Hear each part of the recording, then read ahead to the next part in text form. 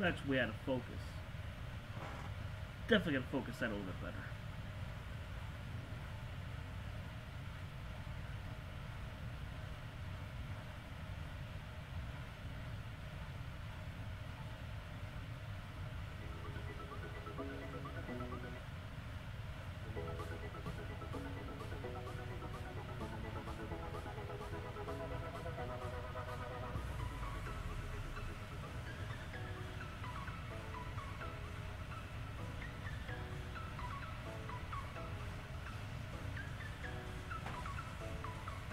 Welcome everyone to another episode of Elliot Astro-Imaging. How's everyone doing out there tonight? Glad you can make it, Mr. Tim. I am glad you can make it. We are just about set for tonight. I just gotta focus the Canon camera in a little bit here. If you can read the description or read what's up the top of what we're going to be getting tonight, tonight is the rescheduled of journey through the Big Dipper. So we are going to go from object to object of the Big Dipper, as there's quite a few objects in that wonderful thing. And I think there's a car across the street. Just give me just 1 second. Let me take a look.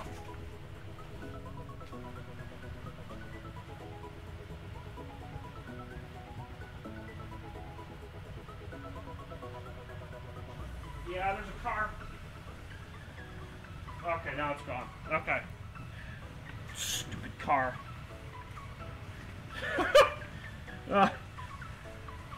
So there was a car that went across the street. With the Big Dipper, it is really low in the horizon right now, so yeah. But that's okay. So welcome Tim, welcome Bobby, welcome Cameron. How is everyone doing out there tonight?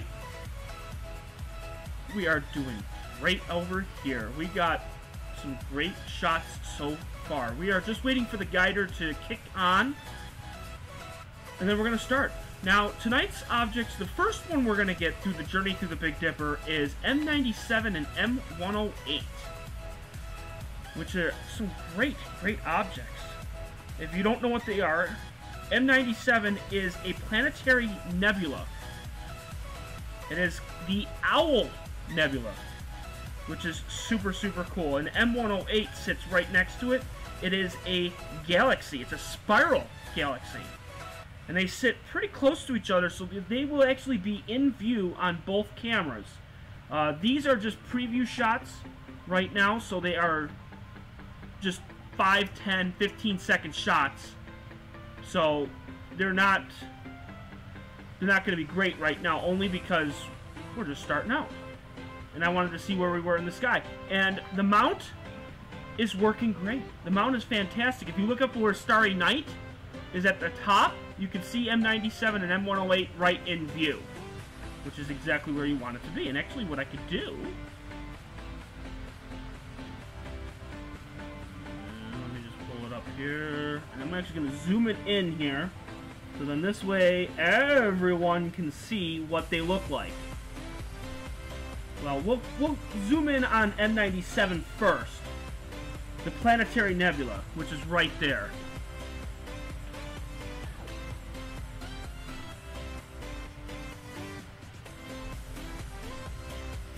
And Astro Live channel, yes, the Rosette Nebula. It turned out phenomenal. It actually turned out really good. I was very impressed. Center it. There we go. That's what we want.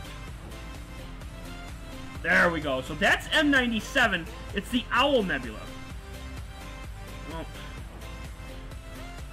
that's not... Let me zoom out. There we go. Now you're going to be able to see it. That's a little bit better. It's there, but... Whoopsie. I bet.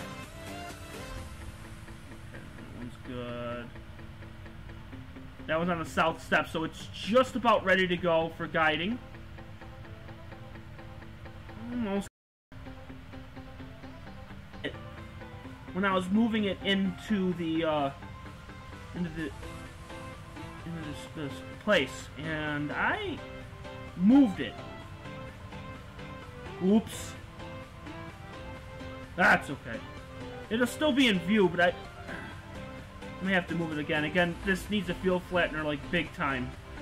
So the corners are really bad. Did I upload it on Instagram? Not yet. Not yet. But what I can do is I can give you the link to where it is. Now, this was just solely for... Actually, you know what? Here's what I can do. Here's what I can do. Pull it up on my phone.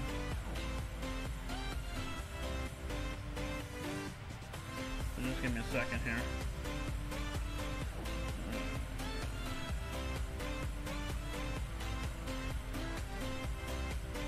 Yes, it was a shooting star, Tim.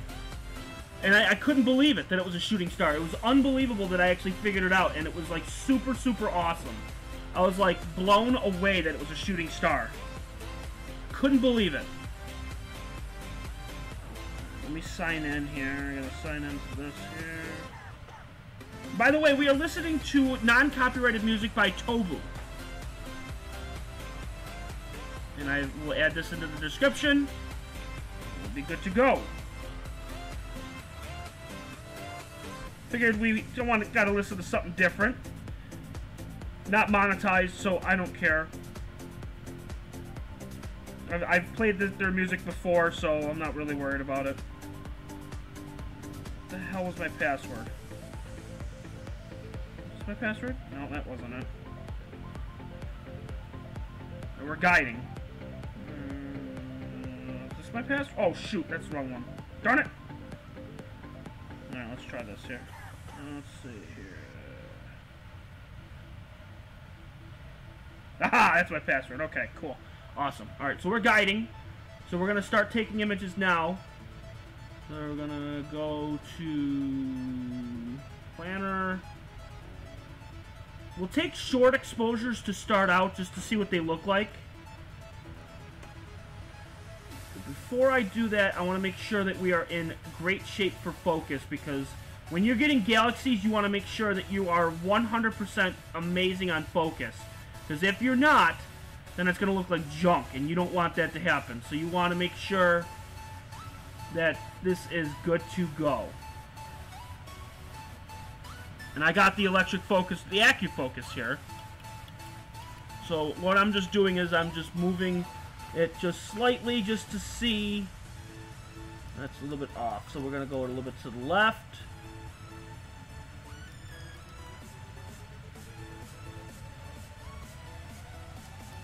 I think that's going the opposite direction, I think. Oh no, that's actually, we're getting better. That should do it right there, I think. That should do it right there. That should be perfect. Yeah, that's beautiful. Yeah, and then we'll try just a preview just to see what the stars look like, if they look better. I think we should be in good shape.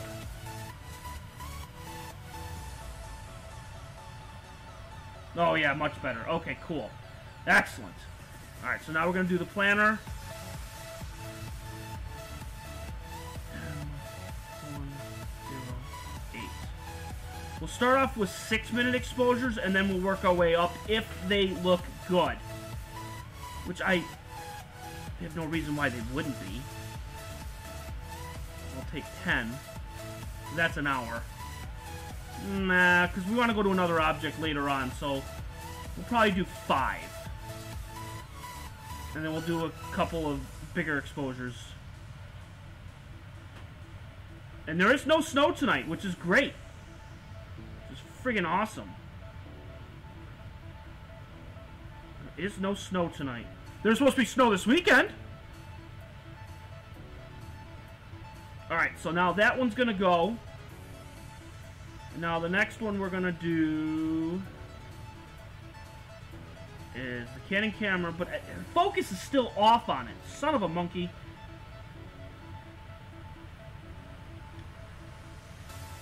I thought I fixed the focus on here, too.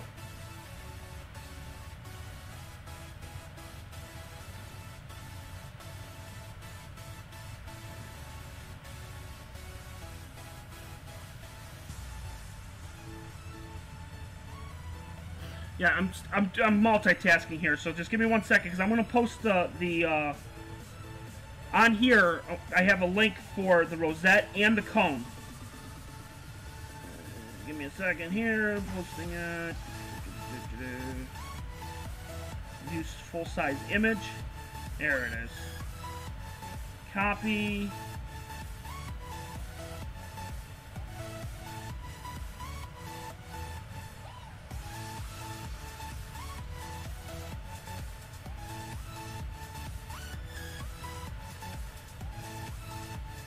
Okay.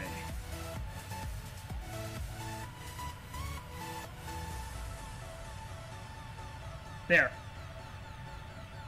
So that's the first link. That's the one to the rosette. That's with the QHY.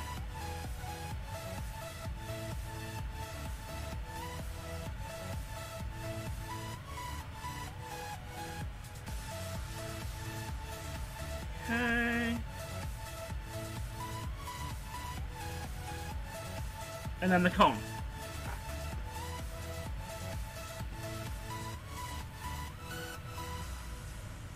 Okay.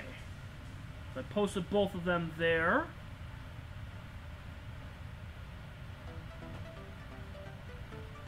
Now, also if you're looking for the first time on the top right, I have the wonderful wide field view, but I didn't put a cap on it, so I didn't do any darks yet. So I haven't done it yet. What I was doing was for those were for like meteor showers. So I haven't done that yet. I'm using a different account. Oh, that's okay. And that it was an awesome capture. It was phenomenal. Those were 12-minute images, and we got 6 that night. So those turned out phenomenal, and they were in hydrogen alpha with a colored camera. So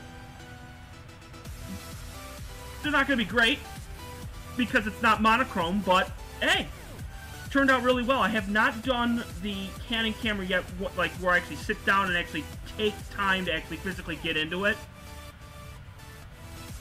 Yeah, the colored image, what I'm going to do, and I've done this before in a previous episode, where you can actually take hydrogen alpha and you can actually apply the image onto an RGB. I did that with the Pelican about 2.5 years ago, and it turned out really good. And I'm going to be doing that again with the rosette. Probably in the next couple weeks, is I'm going to take a few colored images of the rosette, and then I can actually do a process party and show everybody how you get that. Which, I'll get to it. I want to get to it before the rosette sets, because you definitely don't want to miss that. You do not want to miss that. So let me... Guiding is... the greatest, but what I want to do... Because that's... Let's see if I can zoom in here. I gotta fix the focus on here with the Canon camera.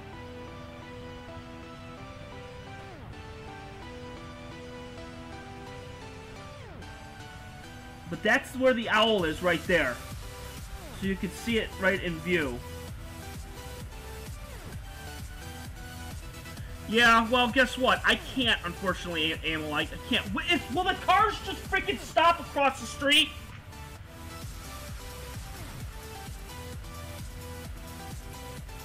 Is there another car that's going across the street? God. Let me go check and see.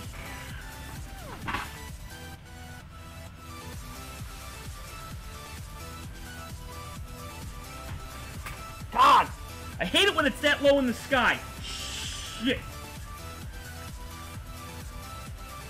Ugh.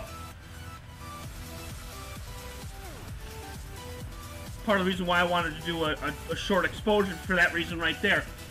The people across the street, they closed at 8:30, so all the cars are leaving at 8:30. I didn't take that into account. Oops.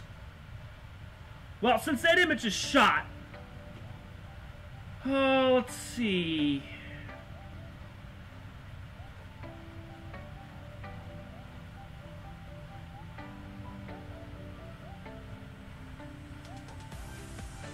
I could see if I can get the one at the cannon. So I'll be right back. I'm going to put that sucker back into focus here. So just give me 1 second.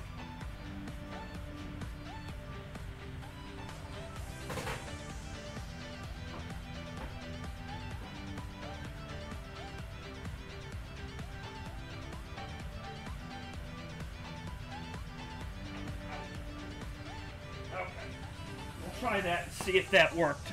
I went out. I don't have the ring for the focuser on the Canon camera, so we'll see what that does for that, but I can guarantee you the one for this one is going to look like junk.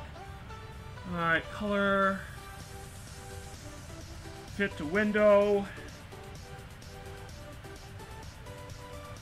Well, it actually didn't turn out too horrible.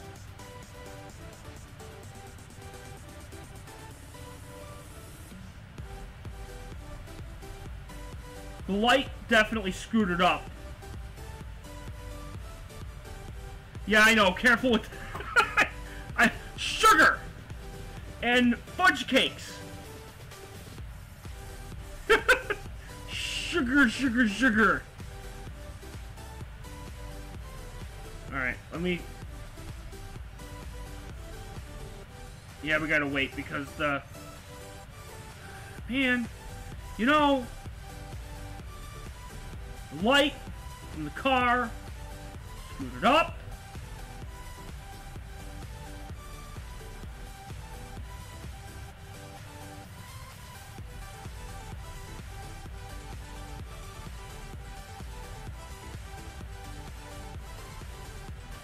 But if you're looking at it on the right-hand side, you can see the owl on the right, which is right here. That's the owl. And on the right over here, that's M108, which is right there. So they're both right there. They're in view, which is great, but the light definitely screwed it up, so we're going to have to wait till the next image, which is coming up in a second here.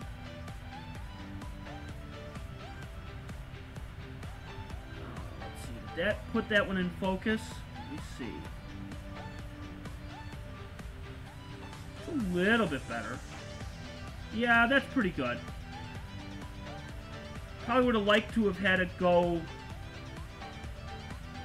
a little bit to the right, but oh well, we'll see what it looks like and we'll try. Alright, so then we'll do M108. We'll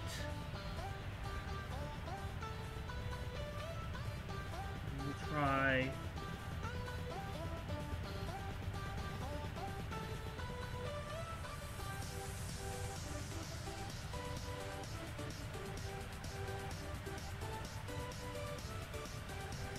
Try 300 for this one, and then we'll do 200 ISO. The moon is out, so it's gonna affect it just a little bit more, but we'll try. We'll see. The bright object is near the bottom of the left of your screen in the top left square. What? Let me see.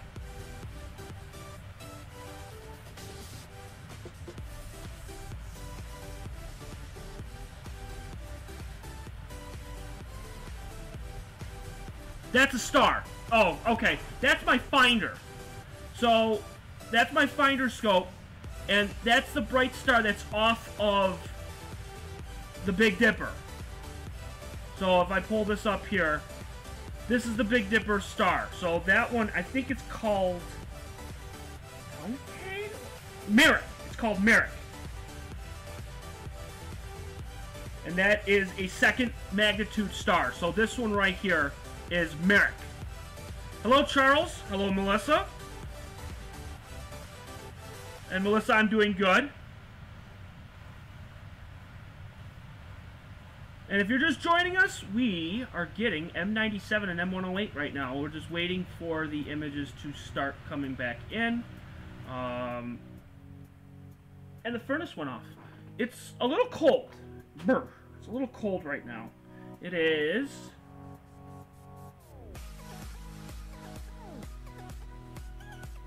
19 degrees outside. 19. So it's freezing out. So we'll see what we get with these ones. We're not going to take super long exposures. The only reason why we don't take super long exposures with these ones is because the moon is out. The moon right now is sitting at about 80%. So there's not much you can really do with nebulosity. There's not much you can really do with, you know, super long exposure. So we're going to go short tonight, which is fine, which is okay. And I'm fine with that.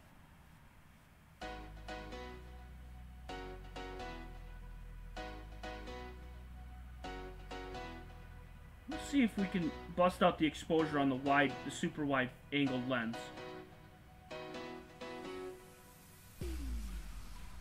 See what we can get there. Okay. Might want to move the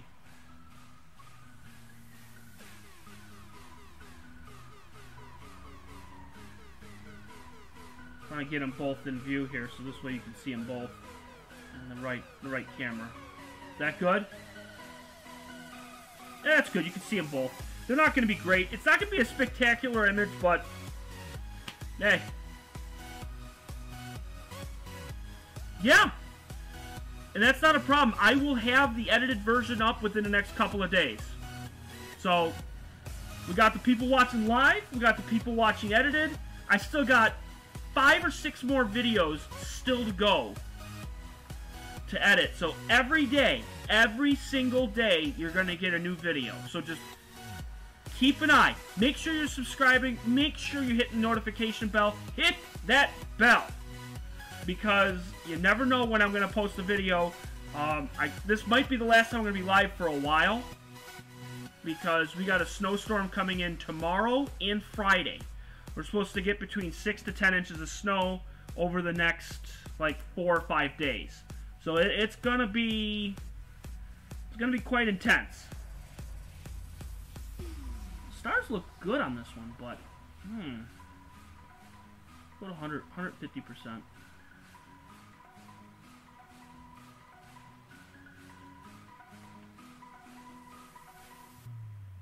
Should have done darks on this one.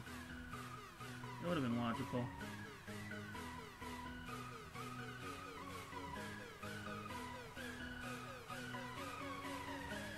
Yeah, we'll wait a few minutes with this one. I just finished with my Orion Nebula shot. Yeah, I know. You want to know what I could do? Astro Live channel, what I'm going to do eventually is I'm going to be taking all of my images that I've taken over 2018 going into 2019, and I'm going to be posting the actual subs, light frames, into my website. So then this way you'll be able to go in and actually take my images and actually process them yourself. That'll probably be in the next week or so. So then this way you'll be able to go in, and that would go like with Jeff Lucas and Astro Live channel and whoever's an astronomer out there. You can actually take my image and process it and see how you can get it. And it's good practice, which is always good. And Tim, you want to know what? You know, I'm glad you got to stop in. Mr. Floothy, I think is what it is. I'm not going to bed. I have homework to do and a reference. I am... Oh! That's your... So it's... Oh, Eagles Extra Rare footage. That's who you are. Okay. Well, Tim, it's okay. It's alright. You know, there's never no need to be sorry or anything because, hey, you know, you're out there. You got to see what's going on, which is great. I'll have the edited version up, which is fantastic. You know, hey, it's all good. It's all good.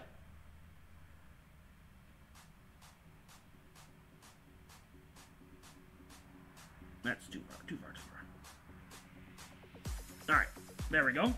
So, the image on the right is done.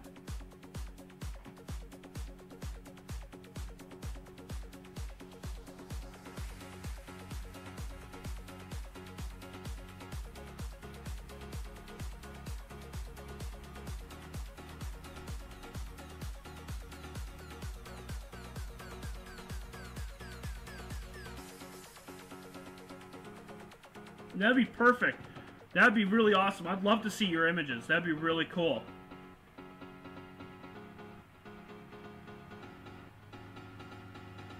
These ones are done too. Let's play with the histogram here.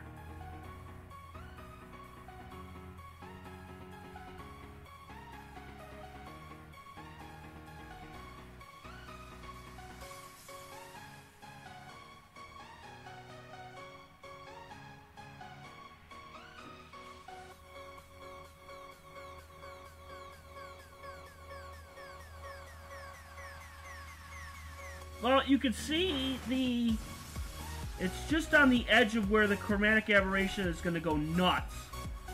It's just on the edge. I'm looking for M108 on this. I think M108 is in this complete total disaster on the left side.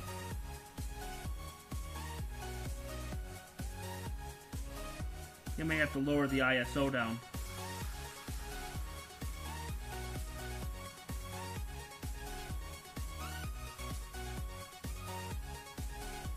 I know we gotta change the exposure on this one because this is 60.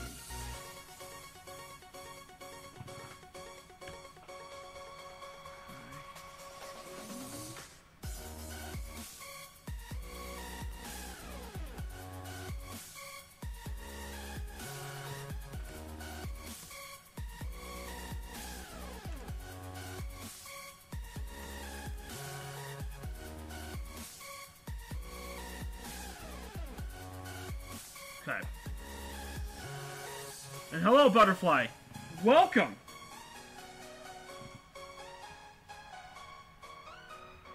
Why is that one in black and white?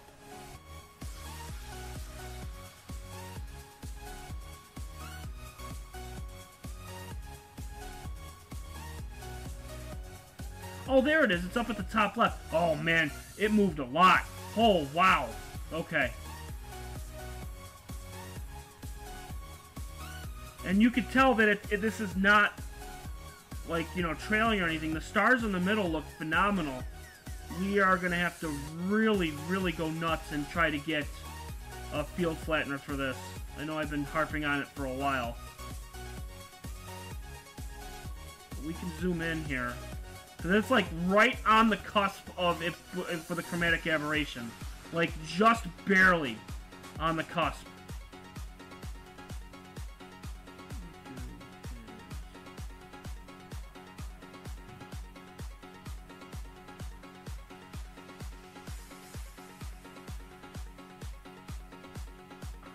So that's the owl right there on the left camera. The right camera is continuously taking pictures, which is great.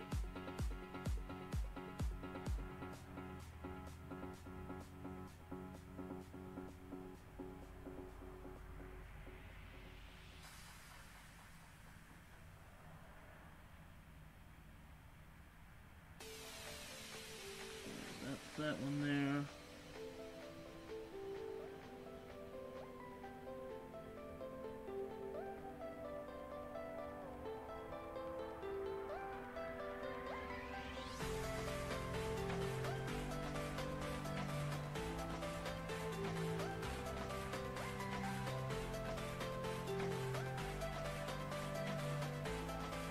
That's not showing up.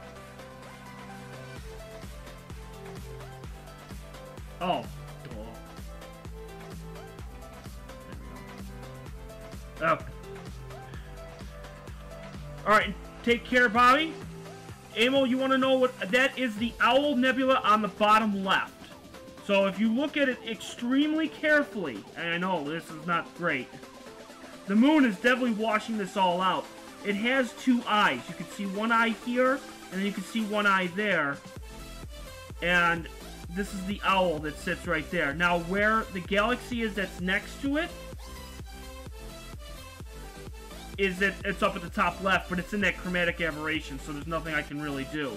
The galaxy on the right side camera is right here. This is M108 that sits right here, and this is M97, which is right there. This is the owl. And what I could do is I could zoom in so you can actually see right here. That's the owl right there. It's not going to be luxurious, it's not going to be great until you actually stack it and actually, you know, process the image. But this is just a 6-minute image just to see where it's at, and looking pretty cool. Looking pretty sweet.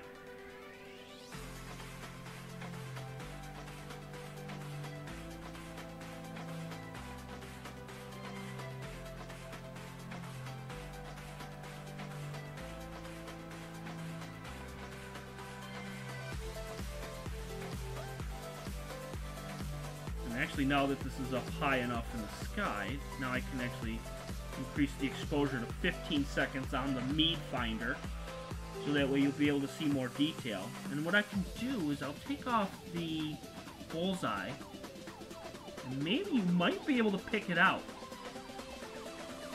Might be able to. Let's see.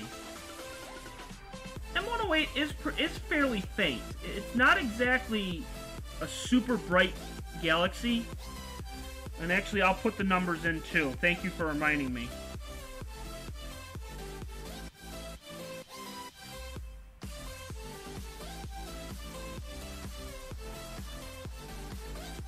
Let me just pull that up now. So again, M97, its magnitude .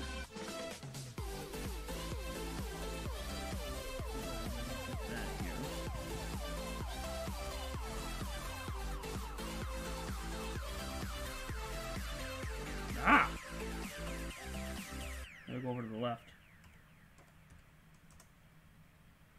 There we go. 9.8. It's its visual magnitude. Its distance is 1,700 light years away.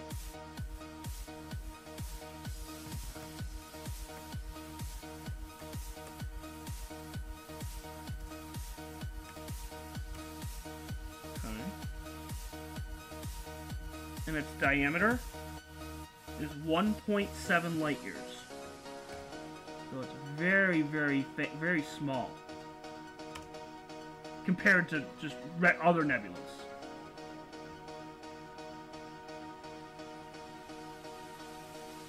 Okay. And then we'll do the other one.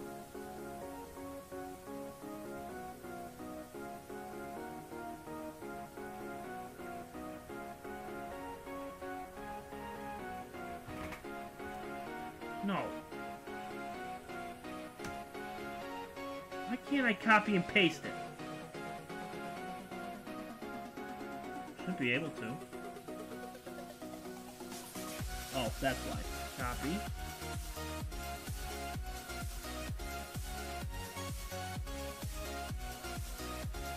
Paste. There we go. And 108.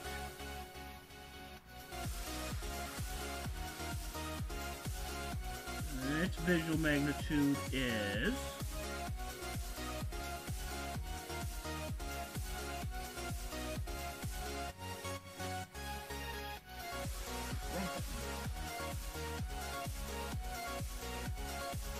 10.03.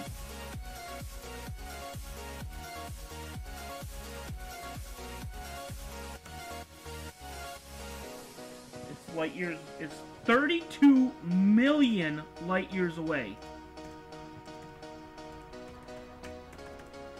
What the hell? Oh, I'm sorry, what the heck? What the heck? And it's 37,000 light years across.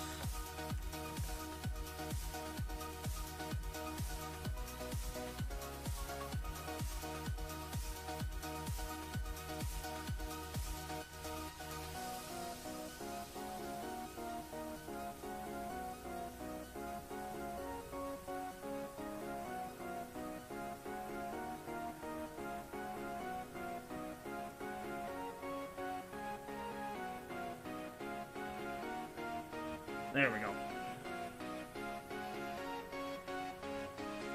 Yes, M97 is the owl. Yes, it is. And that's what we're looking at right now. And M108 is just a regular spiral galaxy. Well,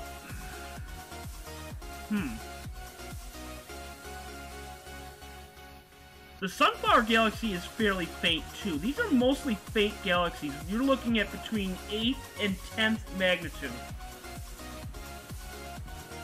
Let me zoom back out here so you can see that galaxy. This is that one. I'll zoom out a little bit more. There we go. So then you can see that galaxy there on that screen. It's not going to show up really well on the Canon camera, unfortunately, because I have some severe chromatic aberration, like I've mentioned before. But it would be right here. right on the edge. Not good. And the setting on here is, I have it as a tungsten. I don't have it on as the right one. Oops. But we'll just get this for a little bit, which will be cool. And then we can move on to the next object, because we're going to be getting just a few objects here throughout the Big Dipper, which is great. And we're just going to make our way down the cup. Now, I could pull up on Starry Night to show everyone what it looks like, what the Big Dipper looks like.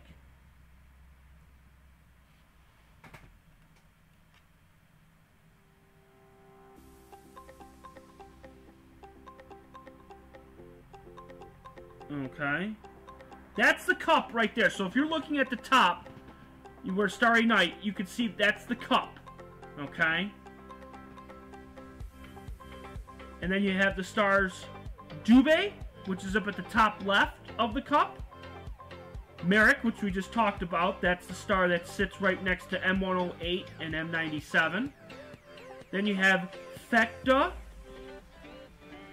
And then you have Megrez. Those are the 4 stars that make up the cup of the Big Dipper. And it's just going to move its way up. And then the next object we're going to be getting in a little bit will be M109, which is actually just off of that star on the bottom of the cup. That's another faint galaxy. That galaxy is an 11th magnitude galaxy. We'll be getting that in just a little bit. And then we'll make our way down, and then we'll actually make our way to the left, and we're going to look at one of the most boringest Messier objects ever. I'm not kidding. This object here is M40. If you ever get a chance to look up M40, that one is, no joke, 2 stars. That's the Messier object. 2 stars. I don't even know if it's even worth it to even go to it, because there's no nebula, there's no galaxies, it's just 2 stars. That's M40. I don't get it. I don't understand it. And then, of course, Whirlpool, which is M51, that sits at the bottom of the Big Dipper, which is just pretty much parallel, which I can actually go down here, and you can actually see Alkaid sits parallel to it. We'll zoom by Mizar, which is a double star system off the Big Dipper, and we'll actually look at that too. So we'll look at a few things off of it, which is really cool. It is super, super awesome. And it is. You're right, Astro Live Channel. You are right.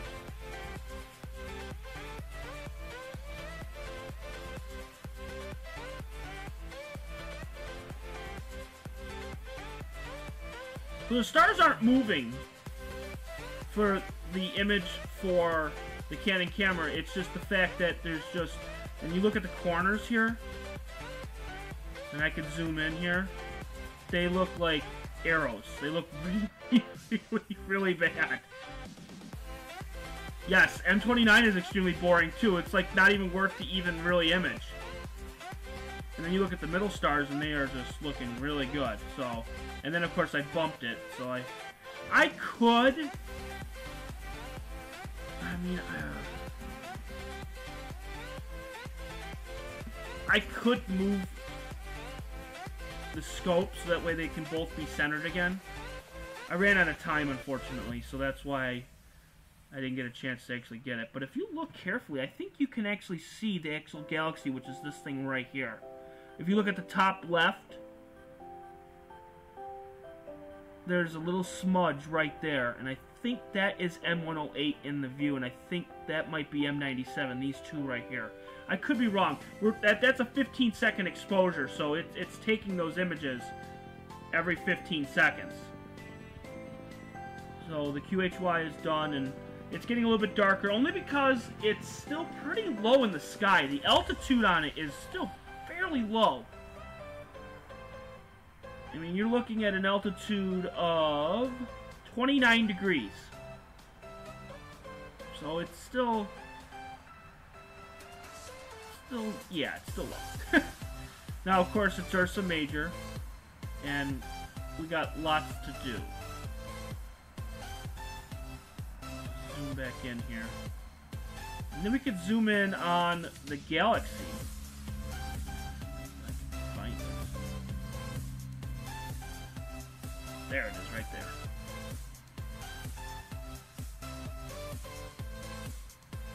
It's faint.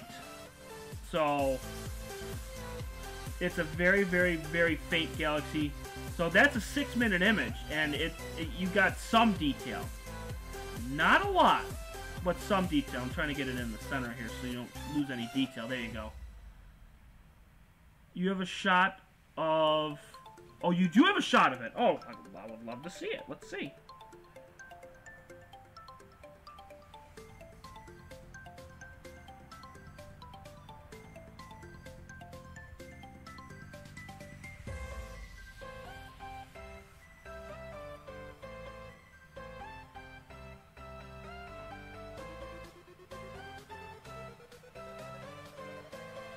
I'm trying to pull it up on my phone here.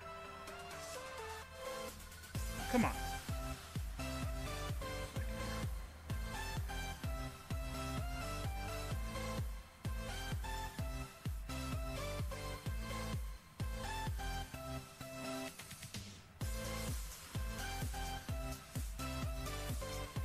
There we go.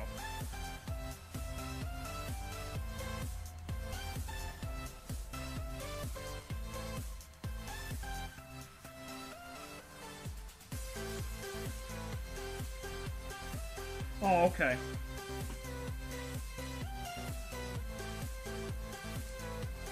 Is it towards the bottom?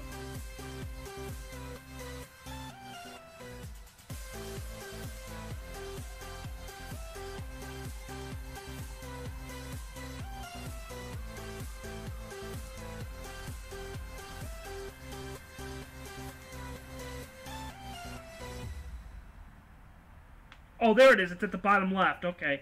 M29. Yeah, you're right. That's extremely boring. M29 is a pretty boring object.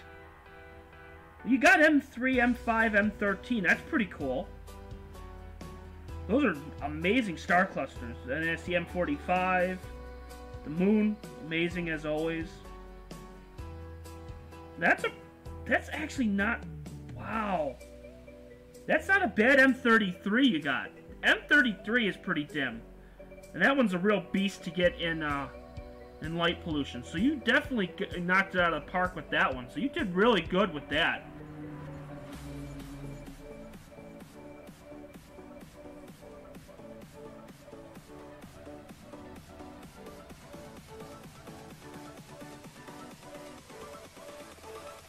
Yeah, I saw it. Yeah, it's on the bottom left. I saw it.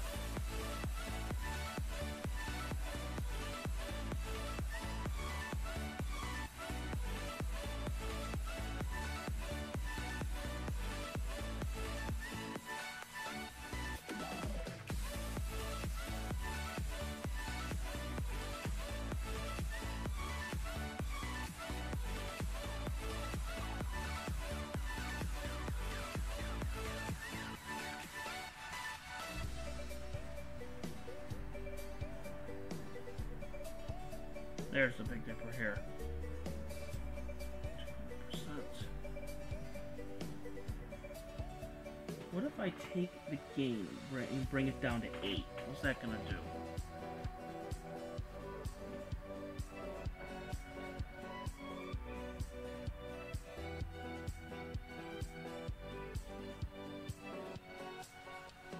Yeah, definitely. And I would love to see if what you get with the Orion E80. That would be pretty awesome. And I'll be getting that soon too. I'm just going through all your images. That Saturn is sick. Not like it's like sick as in like it needs help, but that's pretty good. The Orion's pretty sweet. That Mars is pretty good too. So you definitely got some really good images there, Astro Live channel. Pretty awesome. Pretty sweet. And Venus, welcome. Glad you can make it on, Venus. It's always a good thing. Venus, if you're just joining us, I'm sure you looked at it. It said the journey through the Big Dipper. We are actually making our way around the Big Dipper. We will be getting a few objects, and we'll be out here till about 11 o'clock tonight. We got about a couple more hours. We got a few objects to get. Got a few things to do. Anybody has any questions? I'm always going to be here. It's cold, so I don't really want to push them out too much tonight. Because right now, let's see, did the temperature drop? Yep, it's now 16 now. So the temperature's dropping even further. So I don't really want to go too much. Because the mount doesn't like it when it's super, super cold. And you could tell. And the moon's out, too, on top of that. So, not exactly a great night. But if it's clear, you bet your butt I'm gonna be back out here.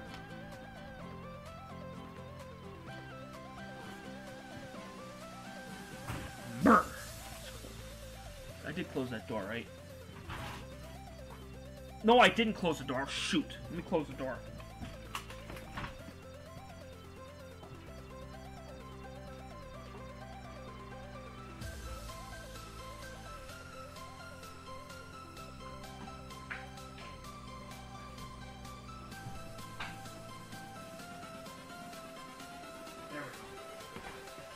Furnace is probably going to kick on again, too, so...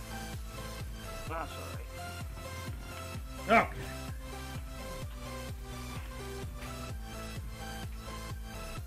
Let me check.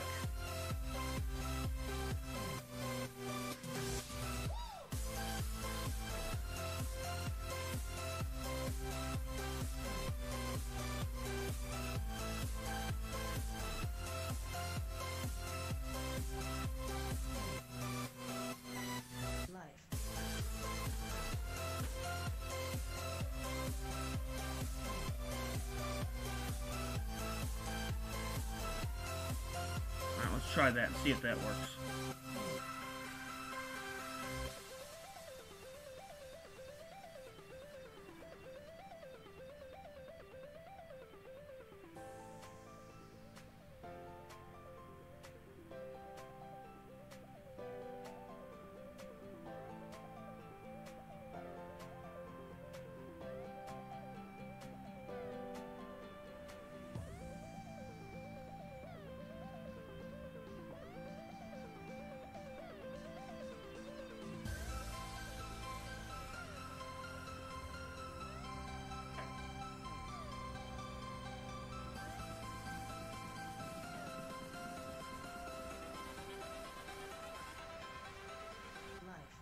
Actually, that looks pretty good, though. 200. 150. There we go. That's a little bit better. Now you'll be able to see the Big Dipper on the super wide field. I know it's not exactly great, but I can use the mouse pointer, and you can actually see the handle. And then here's the cup right here. And where we're shooting is right off the actual cup, which is right here, right in that area, right here. Now there's gonna be specks and stuff on here because I didn't put the I didn't put a cap on it, so that's okay.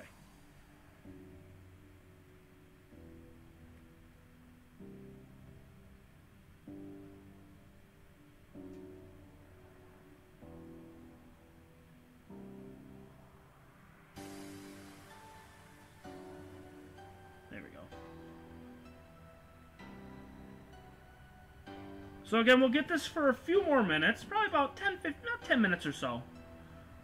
We'll take a few more, and then we'll move right over to the next galaxy. And we are saving every image, so this way you'll be able to see it.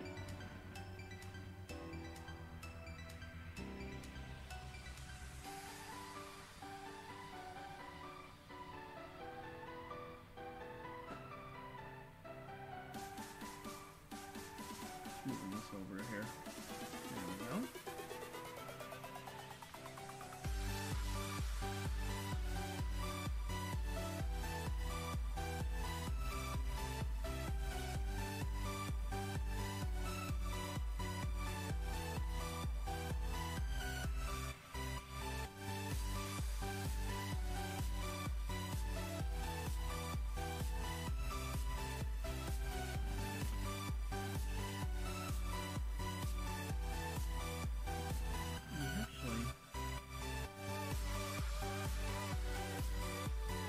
Probably zoom this in a little bit more.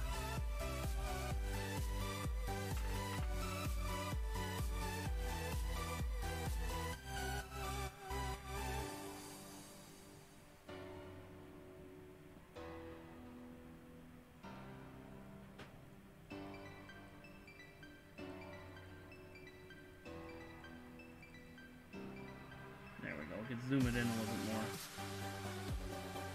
So now you can actually see it. Look carefully at the top right, and you'll be able to see the Big Dipper on there. And actually watch the fence line actually move, because it's going to be tracking. Yes, I'd like to, Butterfly. I'd like to try that and see if this works. Let me see. Jurgen, welcome!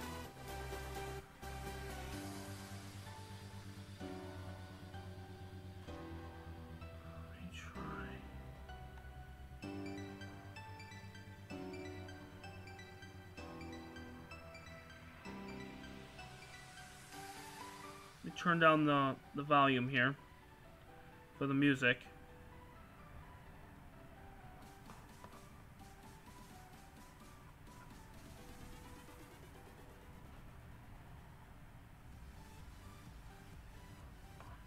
Okay, so turn down the volume on the music.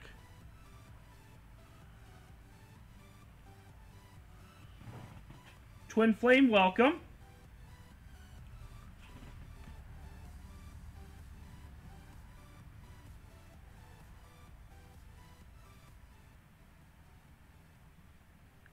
Oh, I didn't mean to do that. Get it to about 5. Alright, so now...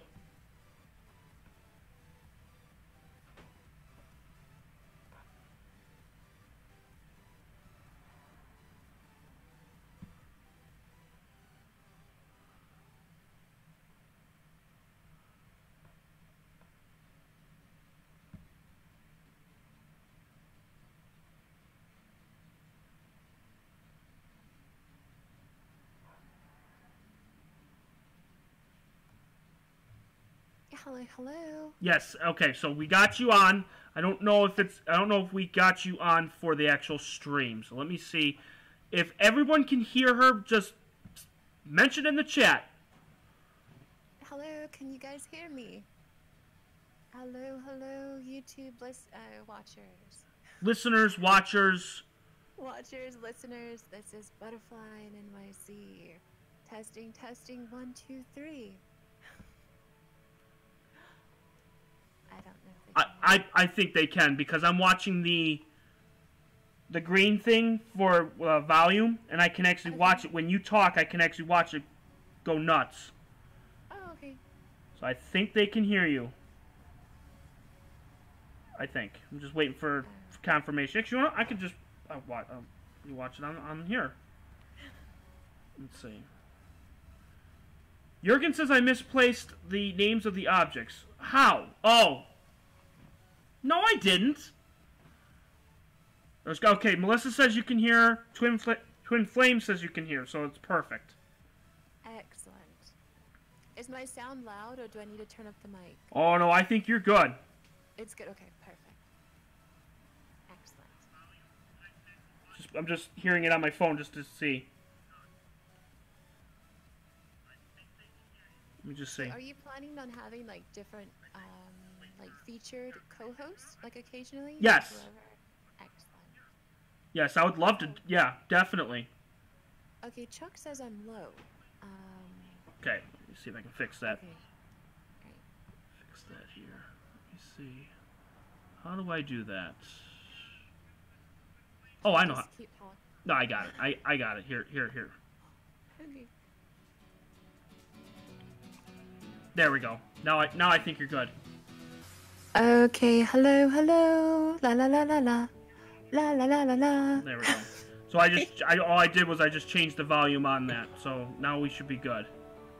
Okay, I hope so. All right, perfect.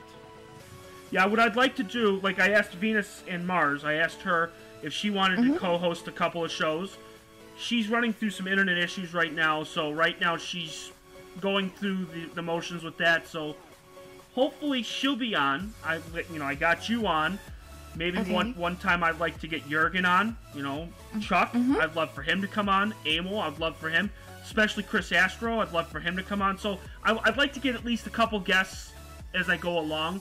I've been putting this off for God knows how long, of with Discord and trying to figure it all out, and I wasn't sure if the laptops can handle it. Yeah. But I think we're in great shape now. Okay. I think that'd been pretty cool. And then you get a variety of different people and personalities, and Yes. yeah, so it'd be really good. Yeah, definitely. So Did you ask? Yep. No, you're what fine. about Melissa? Did Melissa want to co-host, or? She could. I mean, I'd like to just do like one per show, because I don't want to get like 10 people on and then it'd just be like chaos. Oh, we know about that. Yes, we all know about that. So I don't ever want to do that. So if I just get one person on, they can ask me questions. They can, find out what's going on. The only thing is that if you're doing it through Discord and watching it on YouTube, you're going to watch it 30 seconds on delay. Okay. That's the only downside. So maybe we might do Skype down the road, and then I can screen share. That'd be pretty cool. Because then if I screen share, then you'll be able to see it in real time. But we're working on it. We're figuring out. I know, Jurgen, you definitely have Discord, which is awesome.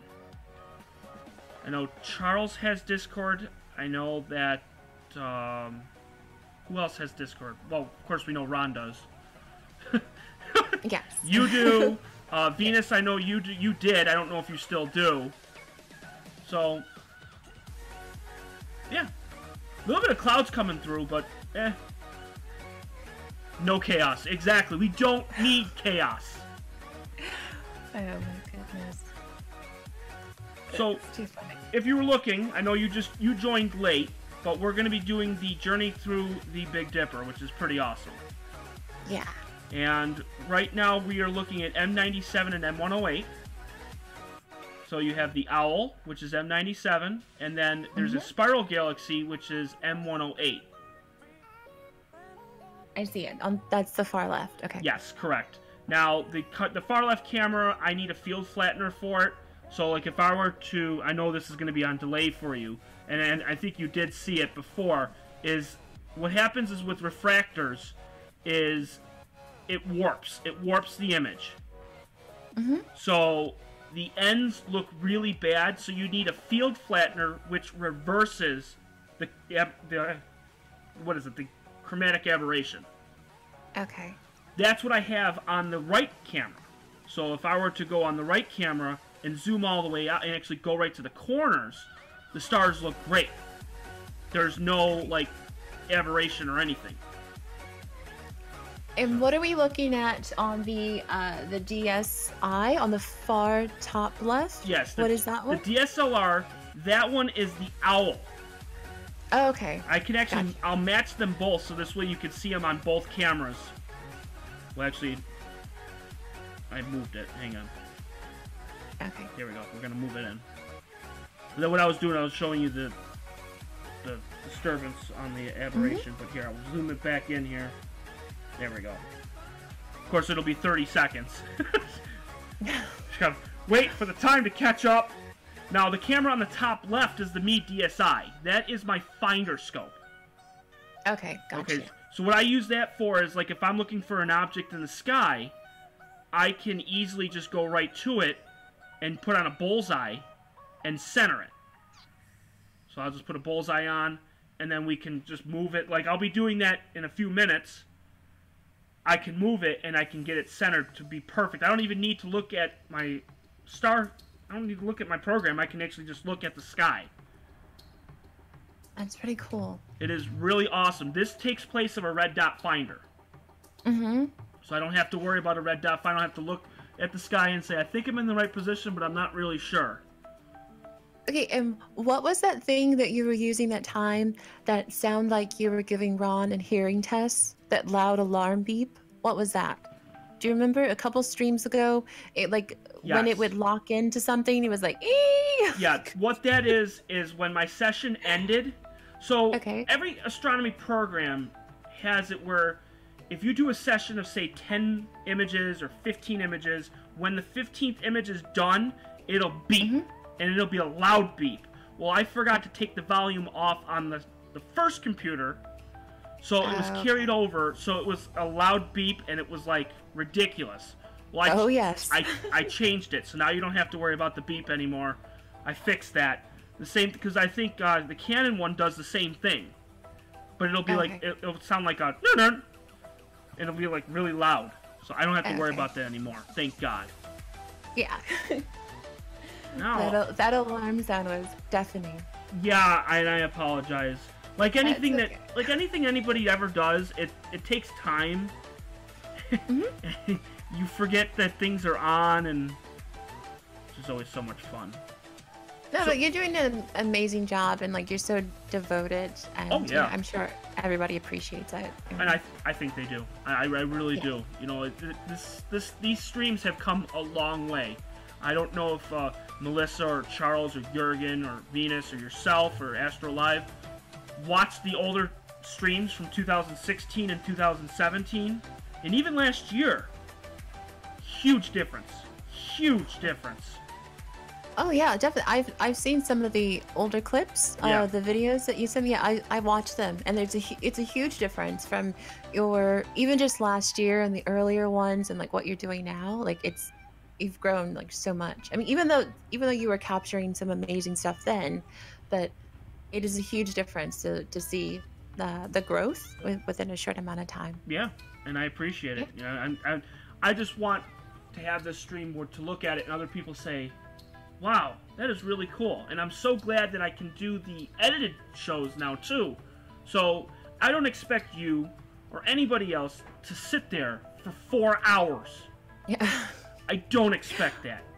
Yeah. You know, if people have something to do, like Tim Robinson was in earlier, other people have come and gone, like Bobby Burgess was here for a little bit, and, you know, he co-hosts Cosmic Lettuce. Cosmic Lettuce has been in and out the last few episodes.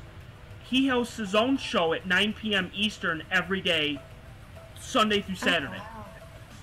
Yeah, they talk about astronomy, they talk about astrophotography, they talk about stars, they talk about detail, everything, charts, you name it. So Bobby Burgess co-hosts that show, so he leaves at 9 o'clock. So that's why I try to get it between 8 and 8:30, so this way he can come on for half an hour. And then usually they'll come on over at like 10 o'clock. So they'll usually come on and afterwards. And I go on their streams a lot too, so definitely go over there and subscribe whenever you get a chance to Cosmic Lettuce, because he's doing a great job with his streams too. Okay, I'll check that out too. Yeah, there's a lot of streams that I've been going on and just looking around. Like, I lurk. Yeah. I want to see the lurker, because I know for a fact that John Brown is on my stream watching. I can guarantee it. Oh, nice. Yeah, there's a John. Yeah, he's always around. It's crazy. Is he the one that has the what is it? The Brown radio something? Does he have a radio show as well, or just YouTube? I'm not sure. Okay. I know. Yeah. Okay. I don't know, but I know that every stream he'll come on at like an hour and a half into my stream, and he'll say the lurker is here, and then he'll disappear. That's funny. It's actually how I met you. Yeah. because I think I was watching an Astro Live channel. I was in one of his streams, and I think you came in, I think, if I'm Yep. not mistaken. Yeah, Hmm. so I think that's actually how I became aware of your channel, and Right. then the rest is history. Yes, So it here we is. go. Yeah. Yes, it is. So, And yeah. that's what YouTube's all about. In the beginning it was all about competition, but now it's great. I love the community. I love the people that come in and out. It's Mhm. amazing. Yeah. It's cool.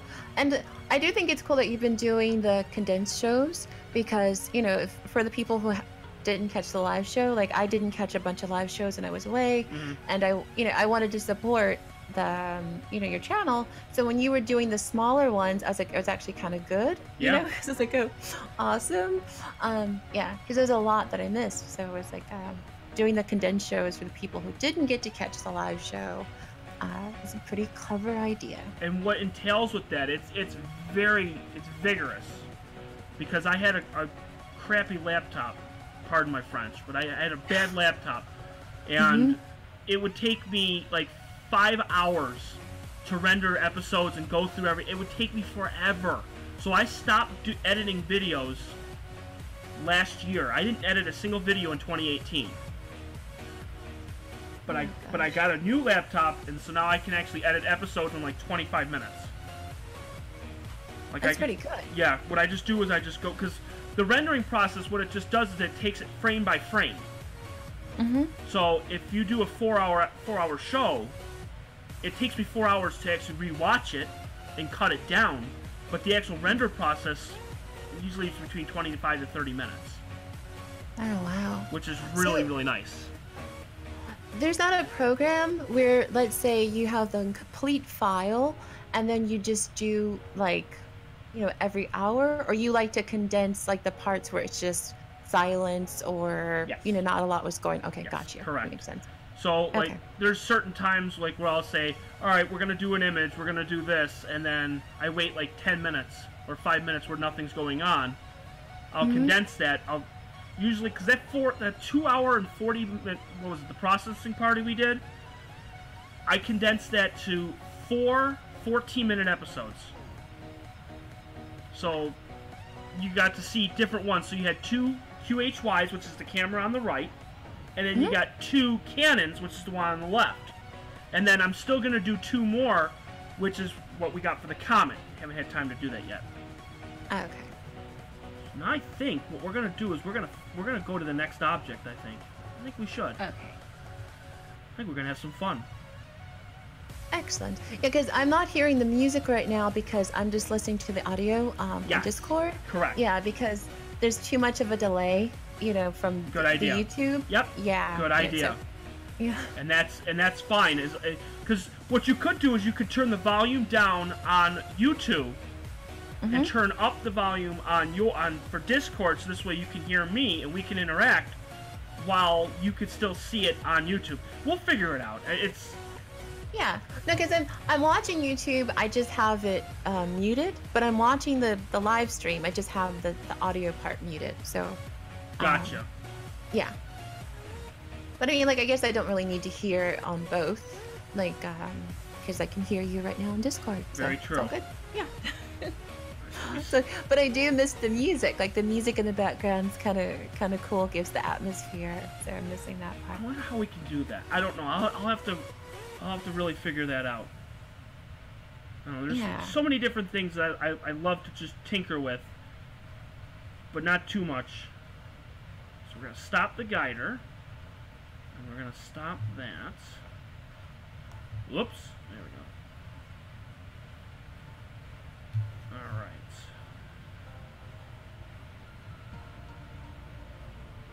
Let's see. All right. So now we're gonna move the mount. Pull this up, and we're gonna go to M109. And I'm just so happy that this mount got fixed and we don't have to worry about any severe problems, which is great.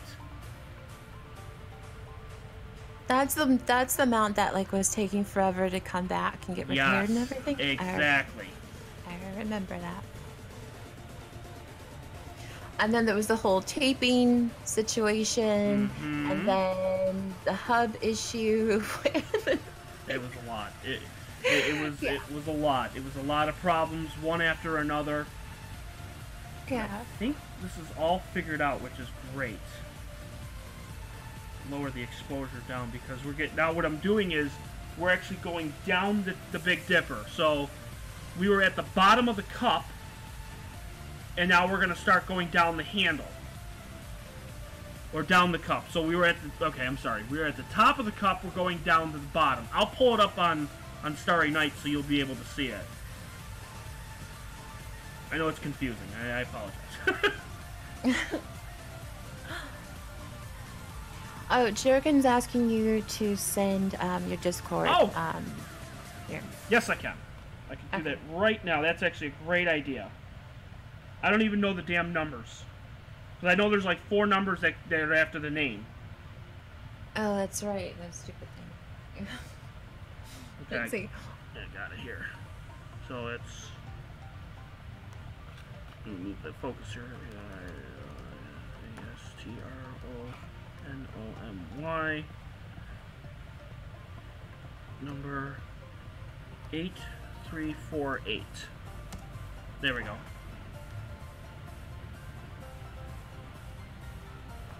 There we go. So I just put out my Discord so that people can friend me. Friend me, people. So the bright star should be in view here. Gotta go down here. So in the handle of the Big Dipper Yep. is the northern what is it? What's that? The North Star? Is at the end of it or no? No. That's the No, little which one? that's the Little Dipper. Oh, the Little Dipper. Okay. Yes. So the Little Okay, Dipper. I failed. No, you didn't fail. You want to know what? It's good that that you ask these questions because if you ever get a chance, Amanda's not on the stream, but she usually comes in once in a while. Amanda Curran is the co-host for Mark D'Antonio in Sky Tour Live. They actually do what I do, but a little bit differently. They go from object to object like crazy, and she's the co-host. And when she first started, she really didn't know much about astronomy. She didn't know the Big Dipper. She didn't know the stars in there. She didn't really know much. But Mark has taught her so much over time, where now she knows the sky. She knows certain things. She knows objects. So same thing with you. It's going to take time. Yeah. With the Big Dipper, that's Ursa Major, and you have the stars, and what it does is Ursa Major goes counterclockwise around Polaris. Just all the way around. Astro Live channel, I know you have one because Astro Live channel is Chris Astro channel. Wait, let's go back a little bit. Yeah. Remember a long time ago when Chris Astro was going to be interviewed on your show? Yes. And then it was supposed to be rescheduled, and I don't think it ever happened. Never did. It? Never did. Okay. Nope, never did. So yes, Astro Live channel, you have to redeem yourself and come on Discord at some point in time. I'm sure he will. I'm pretty sure he will. Let me pull up here, because now what I'm doing, and again, you have to wait the 25-30 seconds. Vicky was on. I saw her. Hello, Vicky. That's Wild VKE. She's on. Hello, Vicky. Hello, Wild. Of course, now she's leaving. She'll be back later, but that's fine. Oh, okay. And that's the best part, is that people come in and they go out, and that's fine. This is true. And I love it. I think it's absolutely great. So now if you're looking, I'm going to, well, it's on the bottom right, but it's, I got to move it. Let's see, move it. 1, 2, 3, 4, 5. I'm just moving the star here. Why, I'm not God, I can't move the star, but I'm moving the mount, so that's better. I'm moving the mount. So then there's going to be a bright star on the camera on the bottom right. Okay, that's the bright star. Now that is the bright star on the bottom of the Big Dipper. This is, I can't pronounce it. I'm sure Mark D'Antonio can pronounce it, but it's spelled Phecda. Fecta? I'm guessing Okay. they have weird names.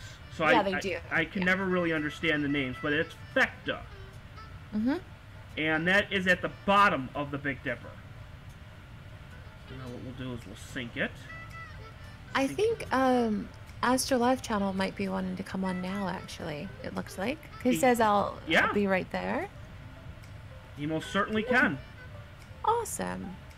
But we don't want too many people. No, I mean, if he wants to come on, then I will, I'll bow out gracefully. If you want to, let him. yeah. Yeah, I don't, if he wants to come on, that's totally fine. Because, I mean, he knows way more on the subject than I do. So I'm sure you guys will be able to talk about, the details and the tech stuff. See, Charles just said, and see, this is why I love this channel. Ursa Minor, or the Little Bear, or what's called the Little Dipper, is the constellation with Polaris, the North Star, at the end of the tail. Excellent. So there you go. So thank you, Charles. Thank you. So, well, at least I knew it was one of the dippers. I wasn't like completely. I was wrong of which dipper, but at least I was kind of in the right ballpark a little bit. Right. And that's okay. Yeah. I think we're waiting. Oh, you're waiting for yeah, Astro-Live? I don't know if he. I don't know if I have to add him. Let me go to Discord here. Can we add? Yeah, we go to add friends to DM. No. How do I do that? I think okay. I think inside of the. Oh my God! You can. Oh my God! You can do screen share. Oh, nice. Here. Oh, yeah, that's right. Because I remember Ron used to do it all the time on Discord, right? Yeah, like... so now you can see my screen. Okay. So now you can see that, right?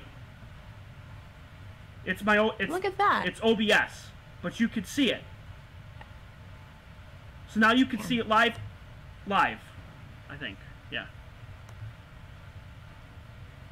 Here we go.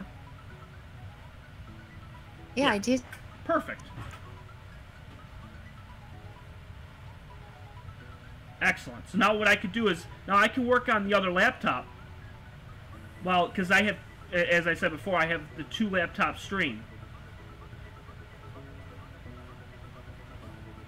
Yeah, but the issue is when you started to do the screen share in Discord, for me, the audio started to get a little choppy for me. Okay, well, let me... At least on my end, so I don't know how... Yeah. All right, so we'll have to work on that. yeah, we'll work on that. But I do have a question. On the screen, there's that, like the chart with the waves, like the orange and the green. Yes. What does that signify? That is my guider. Oh, okay. All right, so at the top, there's a bullseye, okay? Yep. Each circle represents an arc second. Okay, an arc second, now if you were to take what the actual moon is, now we all know how big the moon is, right? Yeah. The moon is 1,800 arc seconds. Okay. If that makes any sense. I know that's kind of hard to try to figure out. Okay, so an arc second is divided into, well, 60 arc seconds is divided into 1 arc minute. So if you can imagine how big the moon is in the sky, so if you actually look at it, that's 1,800 arc seconds. Okay. Each circle represents 0.25 arc seconds. So it's very, very minute, very small. I usually guide between 0.5 and 0.6 arc seconds. That means the star moves oh so much left, right, up, down. The mount will correct that fluctuation. So if the star moves just a slight bit to the right, the mount overcompensates and goes to the left. Vice versa with up and down. The numbers that you see there, it's called RMS error. RA is right ascension. DEC is declination. If you've ever seen an equatorial mount, it moves left, right, and then goes in a circle. So there's going to be 2 errors on there, so the mount's working at 2 times, pretty much. Yeah. So, and then there's the total.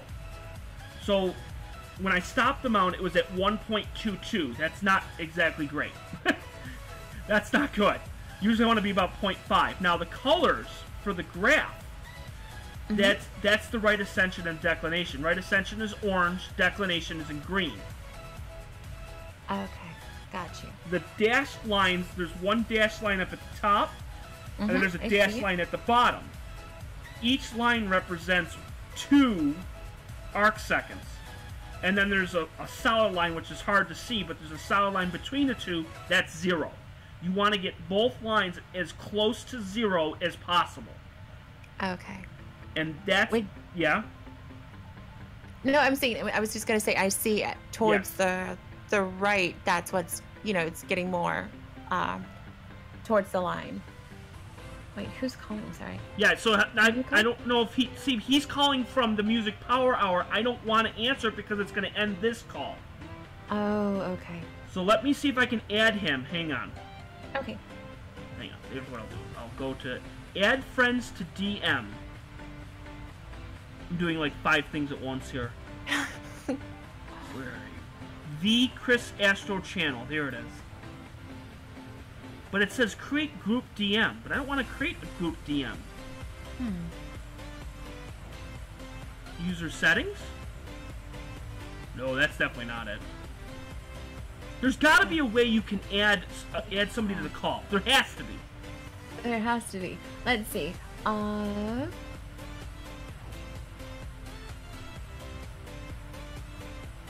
What happens if you do the add friends to the DM? Does he add him to the conversation and then he can join the call? Maybe? Let's give it a shot. Why not? Let's try it. Create group DM. Okay, there he is. Perfect. Now it's calling. Okay, so that's how it works. Okay, cool. We're learning. Really? We're learning, people. We're learning. Yes. I sure as hell don't know what the hell I'm doing. Hello, Star. How are you? Star just joined a while ago. Oh, so Star's in the... I haven't put the chat up. Yeah, she's on the YouTube chat. Oh, see, I'm so far behind here. So far behind. Oh my god, yeah.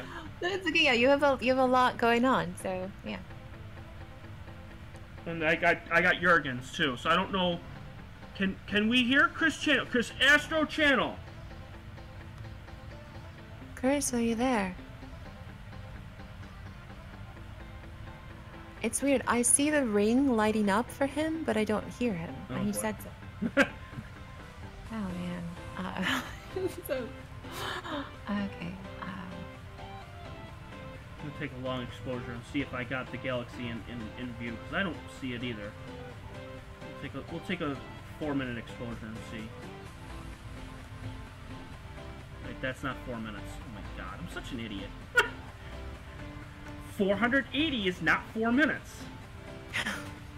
Whew. That's an 8-minute exposure. I don't want that. Hello, everybody. Hello. Oh, there you are. Oh, Hey. can you hear me? Yes, Yes, we can. loud and clear. We can hear you. Uh-oh. Did he do a mic drop? I think he did. Can you hear me? Yes, we can. Yes. Can you hear us?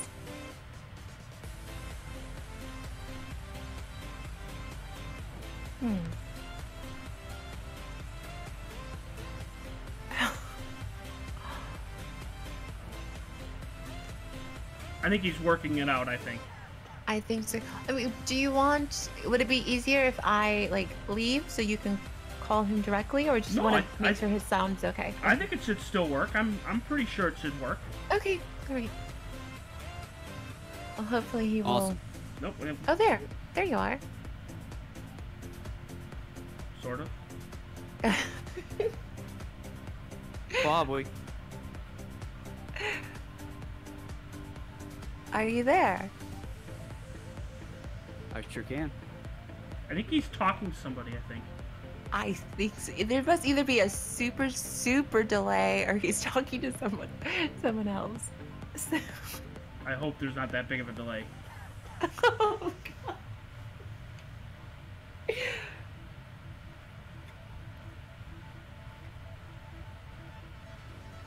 It's like we're sending a message to the moon, I think. Maybe he's calling from the moon. Maybe. His picture's the moon. This is true.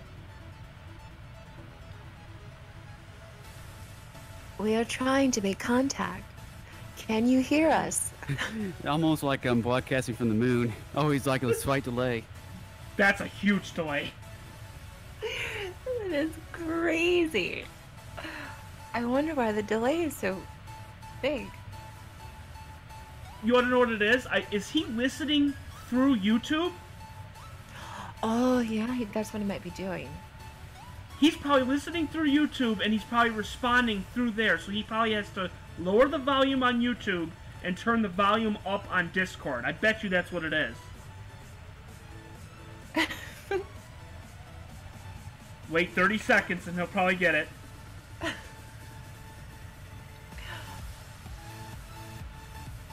Hey, we're learning. This is good. This is good, because this is something I wanted to do, but I was afraid to do it because I knew that something was going to happen and it was going to like backfire.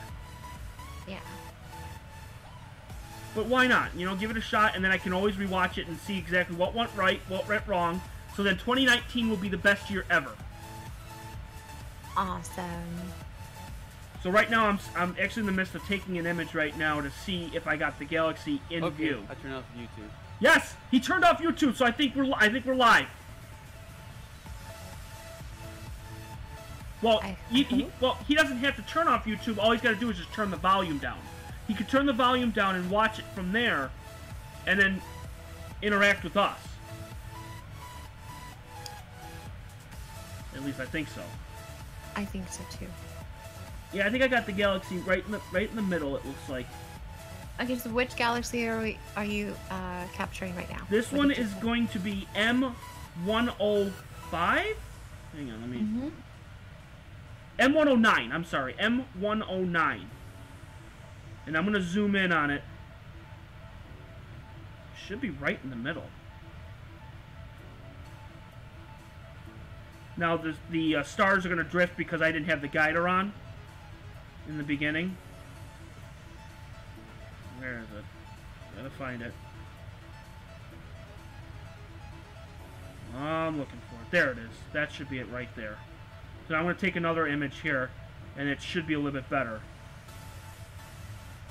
Alright, now we're going to take an image there. So on the bottom right-hand camera, you're going to notice a smudge. I'm actually going to lower it down just a little bit here. Right there. Okay. If you see that little smudge on the right-hand side, that's the Galaxy there. Okay. But I see it. But it's drifted only because I didn't have the guider on. Now it's on, so now we should be in good shape. And we're guiding at 0.51 arc seconds, which is exactly where I want it to be. Now, to go back to what we were talking about before, the numbers, you're going to see a star, what's called a star profile. That's the actual star that you guide on. And you can see the star there, and you can see that there's like a green crosshair. Yes, I do see it. The star will move, but it's going to be so faint you won't be able to see it move. Because 0.5 arc seconds is not even noticeable. If that makes any sense. No, it does make sense. Is that the audio from Astro? Are you back? I can see it. It's turning green, so I can see it. I don't know if he muted himself or... We'll get there. We'll get there. Don't worry. We'll get there. We're gonna get it, yeah. We're gonna get it. That's why we're doing a sound test, so we're gonna get it. Uh-oh. We lost him now. He'll be back. Yeah, I think he's working it out. Okay, so the M109 you said, that's what you're capturing now, you said? Yes, and then what I'm going to do... See, that's the best part, is that I can do this on the other laptop.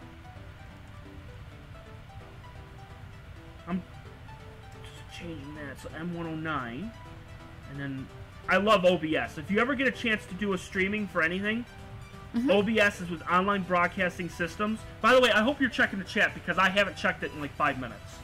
Yeah, I'm checking the chat. Okay, good. Good. Yeah. Because you're doing good because I sure as hell can't do everything all at once.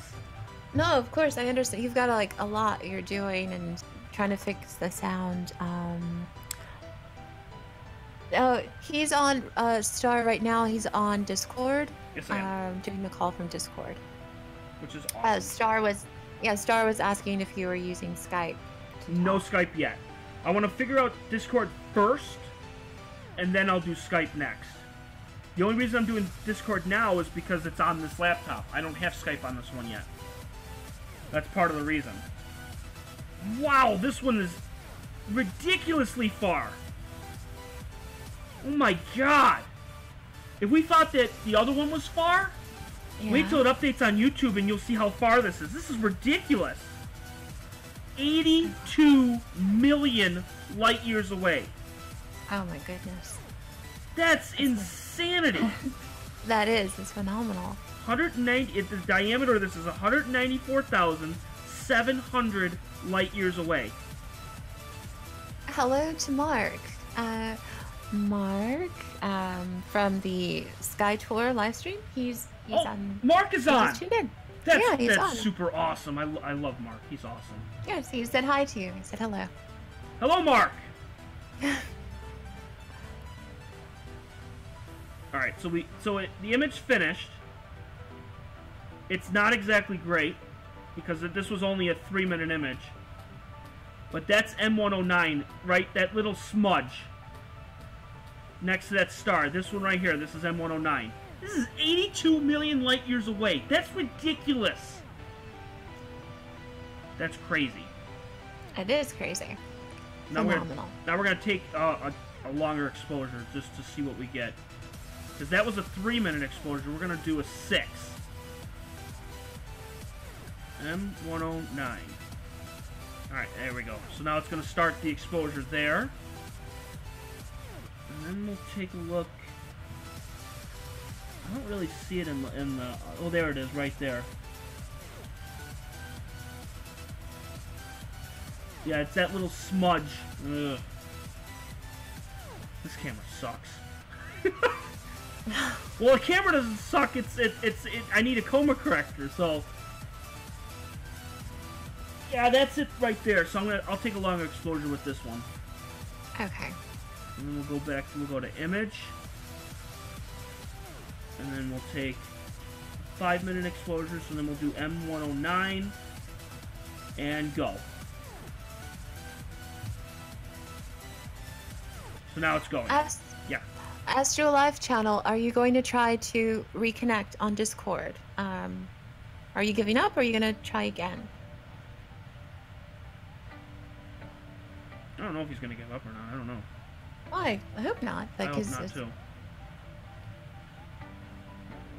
But I have to wait because of the delay. So I keep forgetting about the long delay. Crazy delay. So if you look at Starry Night, I like Starry Night because it gives you the actual picture of what the star looks like. Oh, not the star, but the actual galaxy. So if you look up at the top, because it's going to be on delay for you, but you'll be able to see it. It's going to come right into view. I think Jurgen's asking for you to send an invite again. I think for some reason they're having difficulty finding you on Discord. I think, for some reason. It seems like. Let me take a look there. Let's see.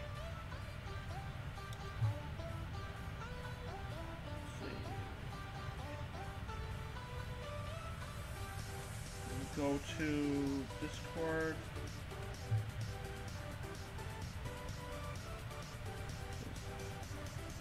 Let's see if anybody responded here. Oh my god, people were messaging me in Discord too. Holy crap, I didn't even know that either. Uh-oh. Oh boy, okay. Alright.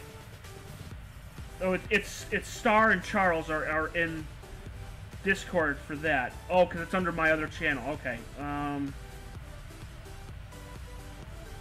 How do I do this? Go to mine. And then I go to friends. Okay. Go to add friend. Okay. Jurgen, and whoever needs to... Okay, here's what we'll do. Send me your numbers for Discord. I have it on my phone right now. I can add it as a friend.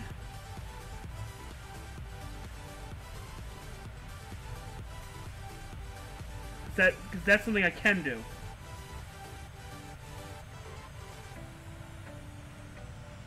Because I have no suggestions. Nothing's pending right now. They said that they're having trouble trying to find me. Yeah, I guess they asked if you could send a link, and then I think a little bit earlier, they said I still can't find you on Discord. So,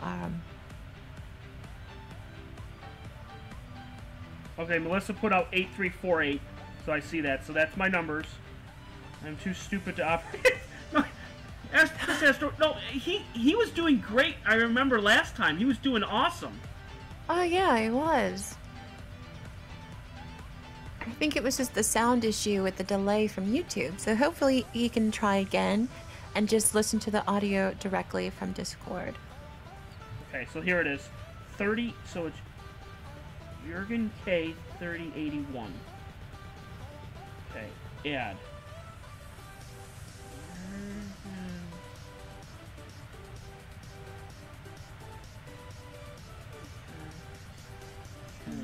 And then the number.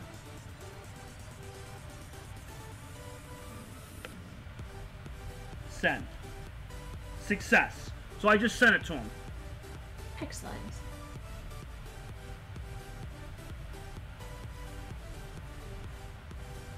It says outgoing friend request, so that's perfect. Yes, that's awesome. So it's at 80% right now. But of course, when you're watching it, it's actually like probably like 74 to 75.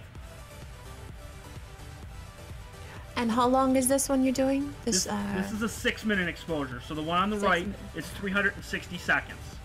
So it's going to be a little bit brighter. Now the one that you see is just 3 minutes. So I doubled the exposure. Melissa would like to join. Well, you want to get Jurgens coming on now, or? I don't know. I have no idea if who's coming. I have no idea. Okay. Okay. So I guess if no one is coming on, if the coast is clear, it looks like Melissa would like to jump on for a bit, if it's okay. I mean, I know you don't want to have too much going on all at once. I definitely don't want too many people on because, as I said before, it can become chaotic where you got, people talking over each other, and definitely don't want that to happen. So it's at 98, 99. So the image, the one on the left just finished, and the one on the right just finished. So they both finished at the exact same time.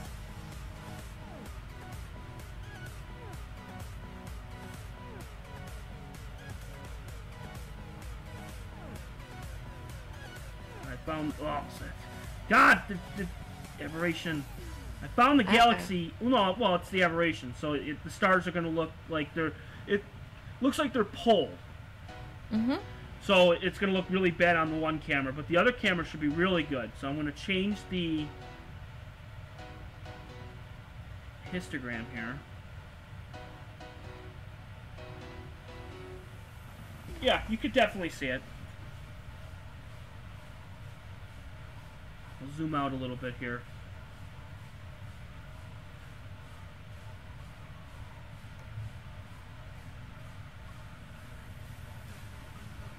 Here it is right here. Alright. There we go.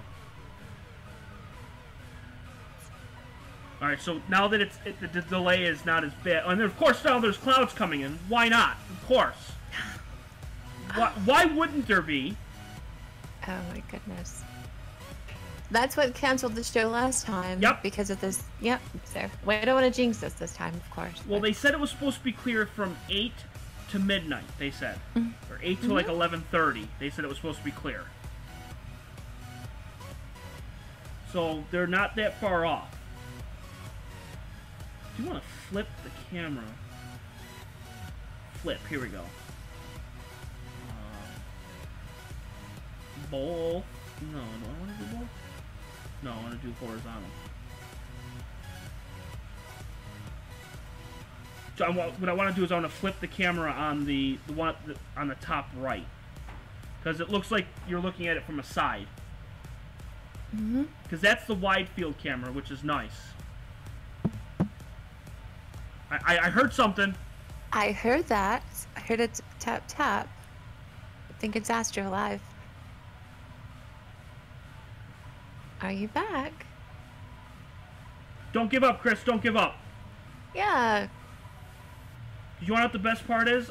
As I was telling everybody earlier, for how many times that I've made mistakes and stuff hasn't worked, I had never said once I want to give up. Never. Never. This is true.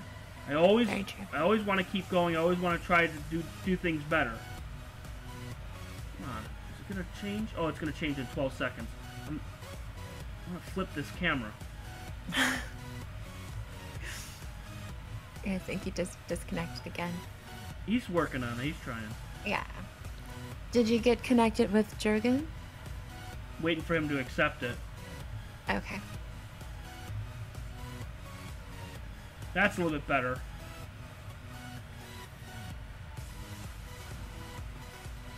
Yes, he accepted my friend request.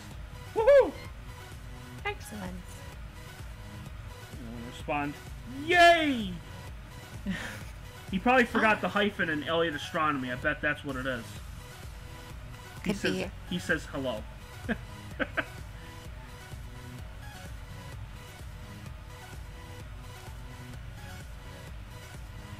See, I like this wide field view on the top right because now it's even wider than the finder. So now if there's clouds that are coming in the area, I can use this as a great finder. And also if meteors come in. Now, of course, it's so small and so little, but that's not bad. It was a good idea because then you could see the Big Dipper, which was cool. Mm-hmm. And I can change the exposure. I can pretty much change anything. Oh, the furnace went off again. Nice. Woohoo! Because that camera on the top right is a 45-second exposure. And, like, you could see the one scope, the blue one, I think it's on there, isn't it? Yeah, you can see the blue scope. Yeah. That's the refractor. Okay. And then there's the other one on the other side. So I have this camera sitting between the two of them. Incoming call from Jurgen. But I want him to join our call. Yeah, so I think you just do the ad. Yes, I got it. Yeah, Yes. you got it. Yeah. Yep. You know. So add friends to DM. And now that he's a friend, I just scroll to the bottom. There he is. So then hit add. Bam! Now it's going to call him. And he should answer now. Don't fail me. Please tell me he's not on delay.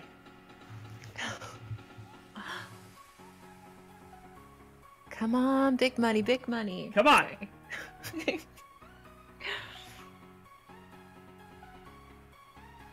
Okay, what happened? I have no idea. Hmm.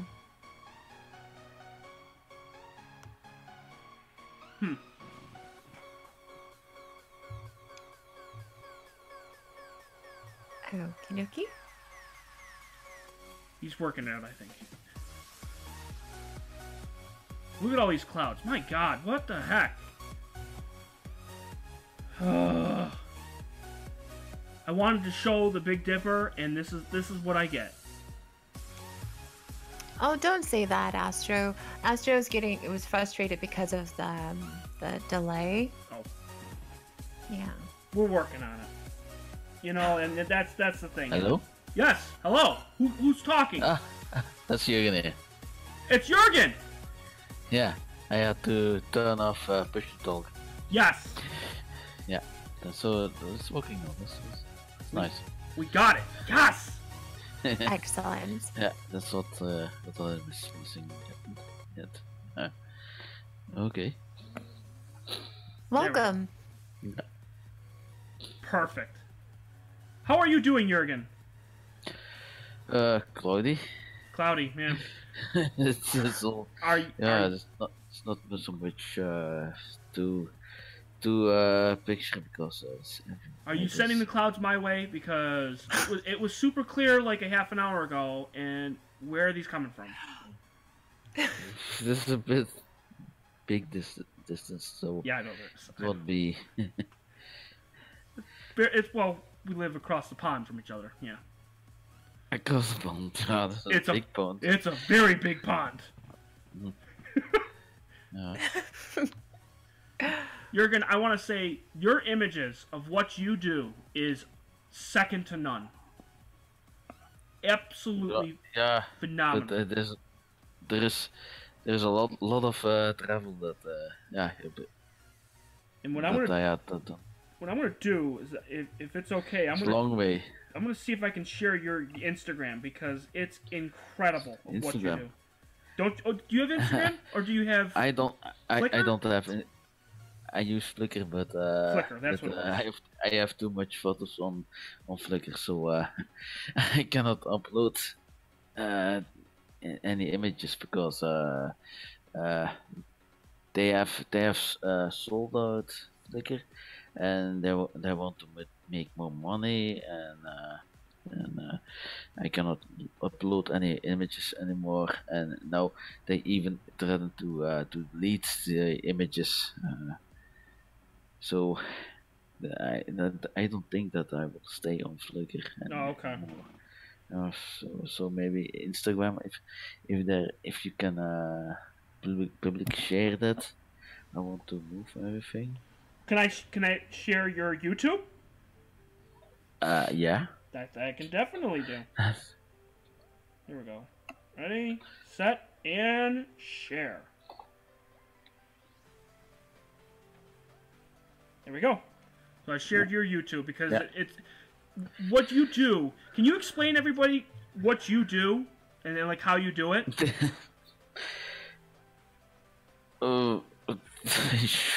In short, I use software that's called what is it called? Indie Library and K-Stars. And what I do, I connect my scope on and the camera and guider and the mount and the what else? All the equipment I connected to a remote PC, small NUC, and using Indie server. That's a Linux-based machine. It connects, and I use for my desk K-Star as software, and this K-Stars use has a module that is called Ecos, and using Ecos I connect to this remote NUC on the mount, and from there I control everything. Take the images, calibrate guiding, everything. It's absolutely amazing. I mean, I've watched you because I know the one stream you did. It was like 8 hours. That was a little night because it takes a lot of time to set up.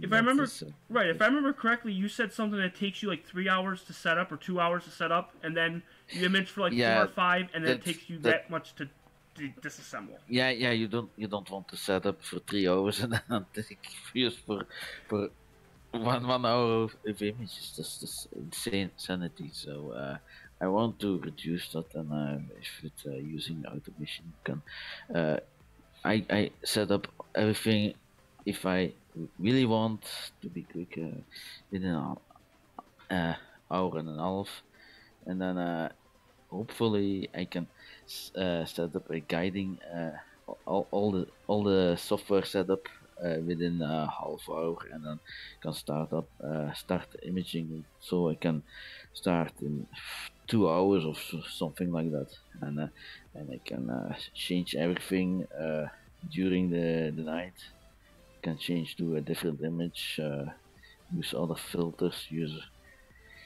Go to other location. That was previously not possible. It was absolutely horrifying to go previously to change to a different object because I had to physically go outside, move the telescope, align manually. That can take like a full hour or something like that. Just so simply getting out of focus is a nightmare. Oh my god. So I have to disconnect everything. So it's absolutely insane. If you have to go outside and you disconnect, then you have to reconnect and reconfigure the whole software inside. That's why you have to automate everything. Wow. A lot different than what I do. But then again, your images, you have a monochrome camera, right? Yeah. I think it's the ZWO 1600 mm. Yeah, previously I used it on ATIC. Oh, you have an ATIC. Oh, okay. Yeah, it's a ATIC 314 L plus. So that was a good camera, but the Easy 1600 is even better. Wow. Yeah, you can do planetary imaging. You can do take deep sky images, and also these pixels they have some property. They can eliminate dark current, so you can take very short images, short time. So yeah. Wow, that is just unbelievable. I'm glad that you came on because I mean that's just amazing. I mean I know you've been on my streams quite a few times. Yeah. And I've tried to get on yours. Yeah. The time difference. Yeah. Well, I was looking for live Astro stream, so yeah. What time is it where you are? Now is it 4 hours in the night? Yeah, 4 o'clock. 4 o'clock. It's 4 in the morning. Yeah, I was just waking up. I was in bed early. It's 10:22 here. Yeah. Wow. Normally I was sleeping now. That's dedication, I'm telling you. Dedication. I was just awakened. So normally I was sleeping now. Yeah. You just saw astronomy. You're just like, I gotta get on. I gotta do this. I gotta see this. Butterfly, do you have anything to add? No, I'm here. I'm listening. I was just listening. I just love talking to other astronomers from around the world. It's just amazing. Yeah. Just all the things. And then, is there any way that we can see some of your images sometime? Like if I can like somehow get them and then share them to other people? Because I saw you did the heart one time, I think it was. Yeah. You did a Trifid, and it like turned out like unreal. Trifid? Was it you that did the fish? Yeah, I did the fish. Yeah. Yeah, that was my latest one. Because I looked it up and I saw that and I'm like, I've seen that before, but I have no idea where that's from. And then I typed it in, and it's the bottom of the Heart Nebula. I didn't know that. Yeah. It's just incredible. Yeah, his name. I didn't process the images yet because I was too much playing Star Citizen last 2 weeks. Yeah. So, a kind of messy program. It's good and it is bad at the same time. Yeah. Kind of big boogie and. I'm looking at the clouds. It's not looking so good. Jurgen, you're bringing bad luck here. Yeah. He says, "Yeah." Like He's like, "Yeah." Like it was so clear, and then all of a sudden, I'm just like looking at the top right camera, and it's like a cloud out now. Oh no. You must know how much clouds there are here. Yeah, this is not... Well, we did get... We got a bunch of images, which is great. So we got something. I have bridge that I have just I noticed 3 that months on it. No clear nights, so only clouds. Oh. So it hasn't been clear for you at all? Last 2 week, last month, no good night. Once, but I had to work, so. Now, what season is it where you are? Is it winter? It's still winter? Okay. Because I know Australia with James Dugan. I don't know if James is here. It's summer where he is. Yeah. And that's just crazy. And it's 16 hours in difference in time. So yeah, I know. So it's probably really cold too, Jurgen, I bet. It's for this season is quite soft. Really? It's 5 degrees Celsius. That's not so bad. And 5 degrees in Fahrenheit. It should snow now. Oh, it should be snowing right now, you said? Yeah, but this winter is very soft. 5 Celsius is 41 degrees Fahrenheit. Do you usually get a lot of snow? No. Okay, that's good. Do you want to know what the temperature here is, Jurgen? No. Oh yes. Yes.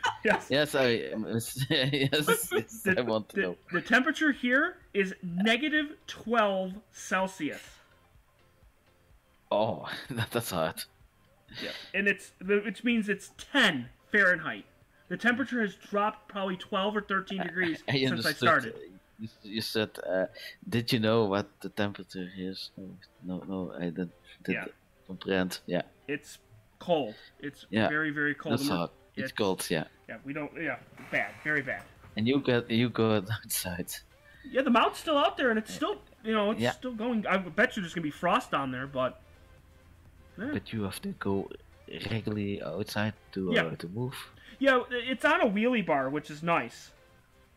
So what I just do is I wheel it out. I have a 25-foot cable that goes outside, and there's a 7-port hub. So I have all plugged in. Everything's all set. So all I just do is I push a button and just let it go. And then I come back inside and I sit inside while it does its thing outside. You should automate everything. What's up? You should automate everything. I mostly do. I mean, everything is all from the computer. So I don't have to. I can move the telescope, the mount, inside. I have the focusers there. I could do that inside. Take pictures from inside. So pretty much, everything is. I don't have to go outside for anything. The only thing I have to do is I don't have a motorized filter wheel. That's the only thing I don't have.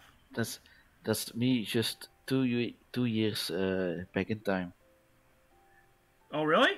Yeah. See, I got a long way to go. Mr.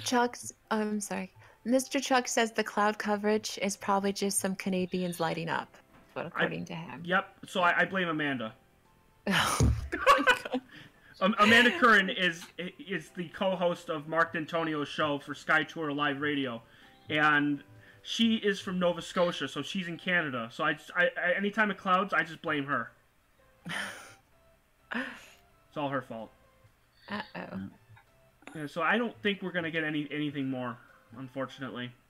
Did you check the radar to see when the clouds are gonna pass by? I actually have it pulled up now, and it doesn't look good because I checked the clear sky chart and it said it was going to be clear till midnight, and it was going to start being clear at 8 p.m., which was pretty dead on because I got out here at 7:30 to start setting up and getting everything together, and it was cloudy. And then just before I started the stream is when it cleared up. And let's see. Now it doesn't look good. He really did bring the clouds. It looks like he did. He did. He really did. Yeah, let me walk outside, and I'm going to go take a look at the east side. I'm going to go see how bad it is. I'll be right back. Okay. Alrighty.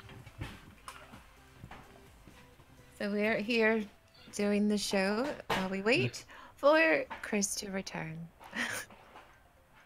Do you feel bad for bringing the clouds? do you feel bad? Nope.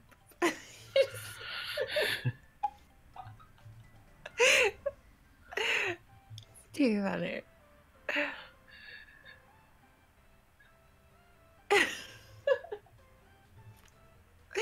You're hilarious. You haven't even said a word. You're still hilarious. It's funny.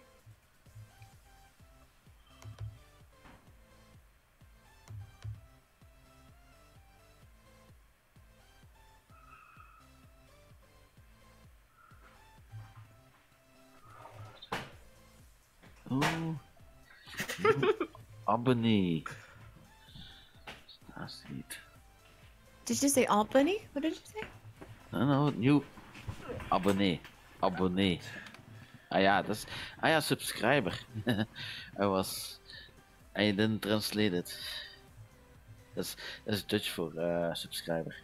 Abonnee. You subscribed? Is that what you're saying? Yeah, Starseed subscribed it on my YouTube channel. Oh, Starseed did. Okay. Yeah. Got you. It's spotty for clouds, so Oh. it doesn't look all that great. So like this cloud band that you see here on the top right camera, that's gonna go away. But then there's another one like right behind it. So in like 5 minutes, it's gonna cloud up again. So it doesn't look good. So, Oh. but it's okay because we got 2 hours, which is great. It is pretty good. And we figured out Discord, That's good. which means I can have Yes. guests on my show, which is awesome. So you don't have to hear me talking for 3 hours. Awesome. It is a win-win. Yes, it is. Yes. What did you say? What are you whispering? What are you whispering? Okay, I guess he's not gonna tell me.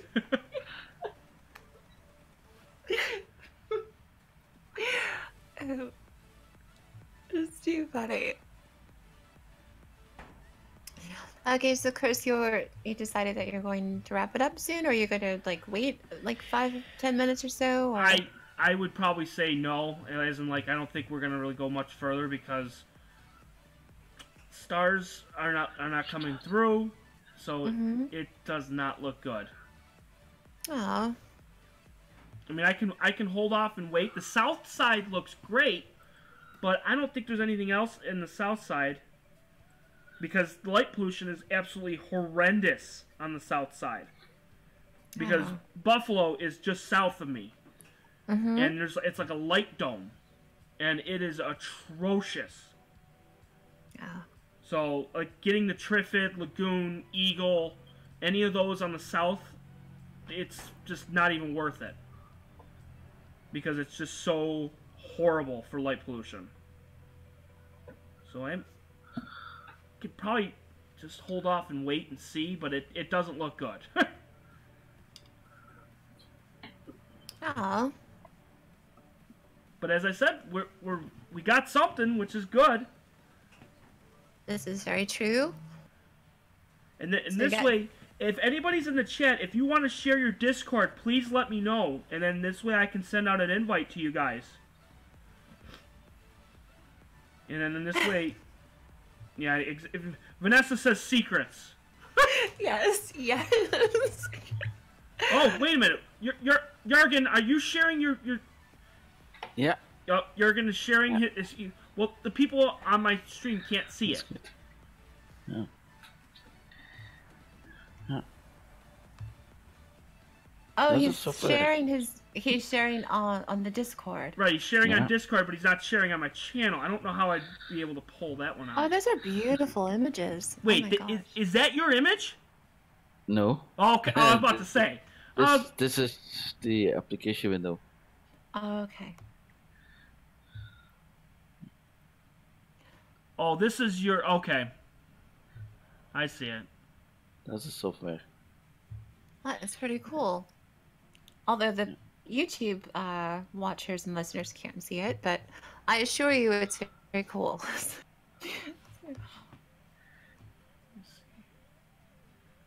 Oh god, the stars look like junk on mine. Okay. Just looking that over.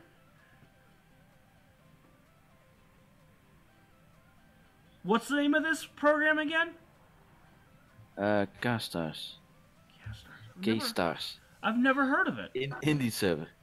Wait, maybe another name. How is it called? There's another name. Stellar Mate. Oh, okay. Mate. There's another name.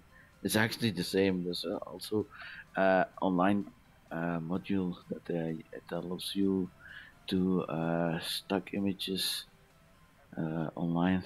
If I'm correct, I'm not sure. Here's what I can do. Watch this. Here's what I can do. Let's see. Go to.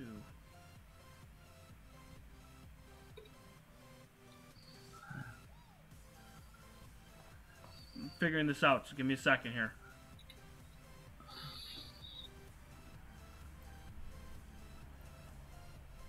That's what I'm looking for. Bingo. That's what I'm looking for.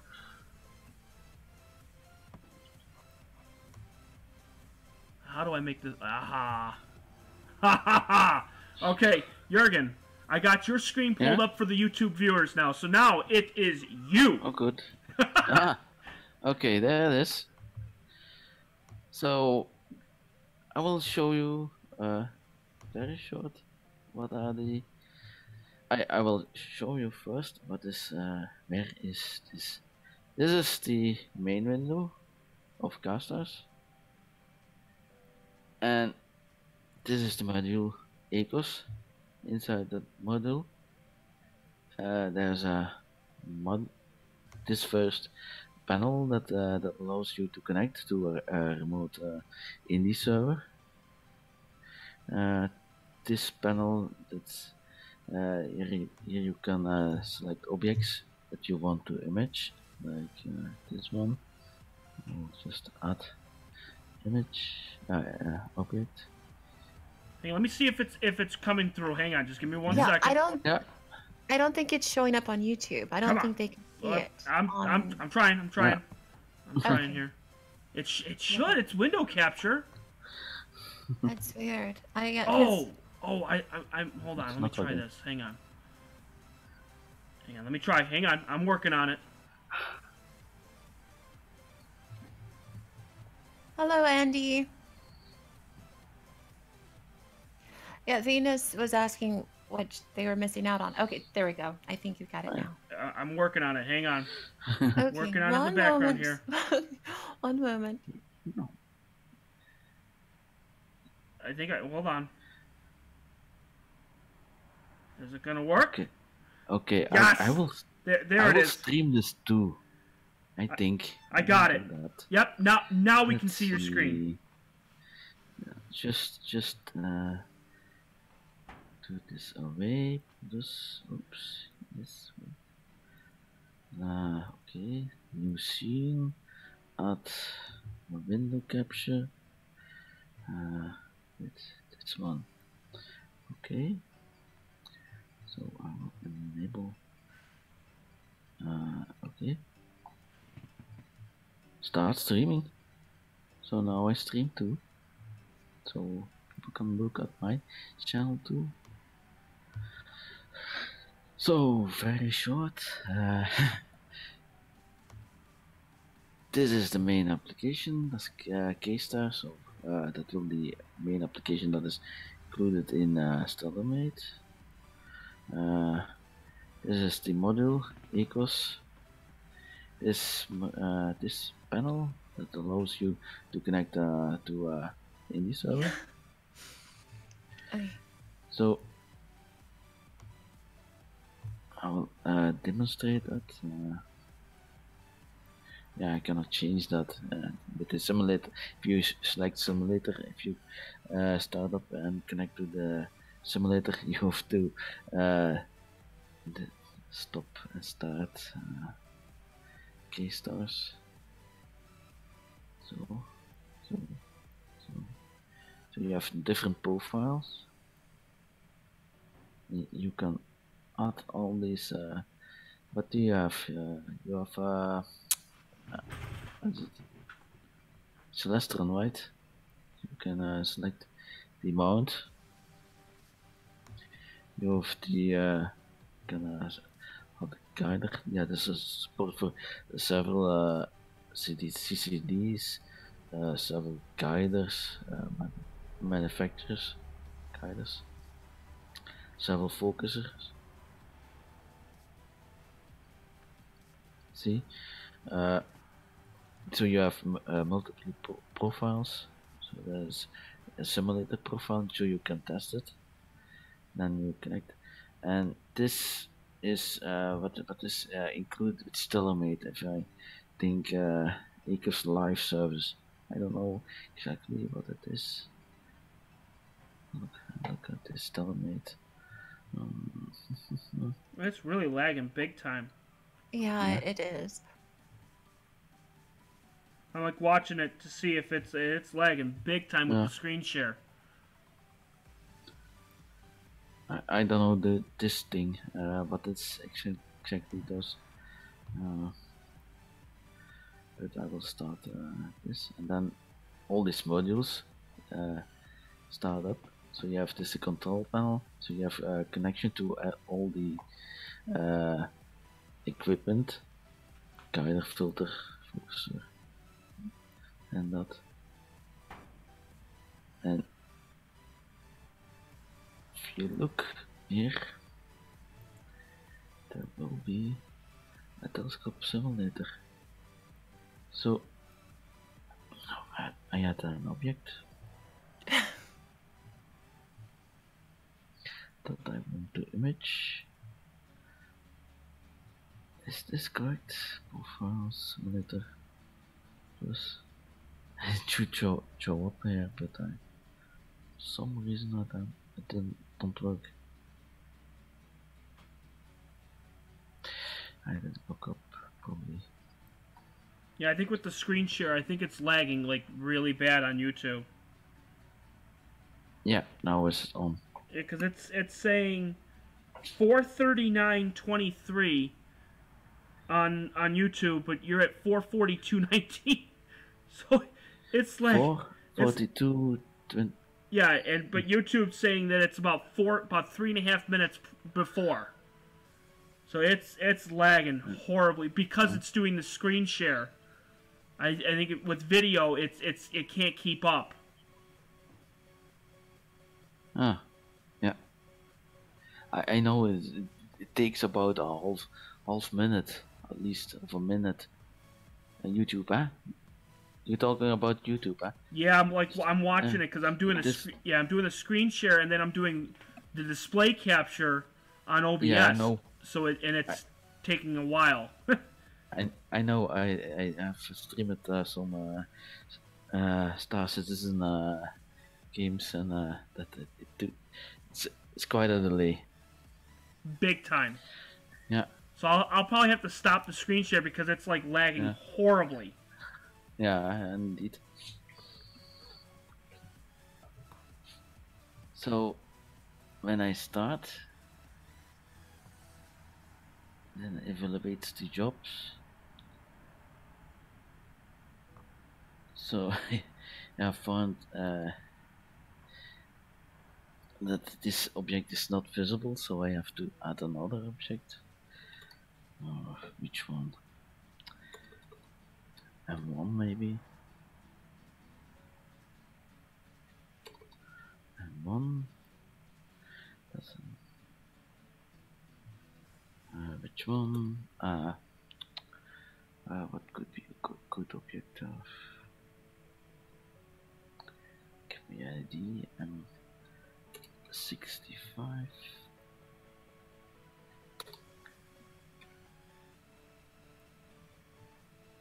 Okay. Test again.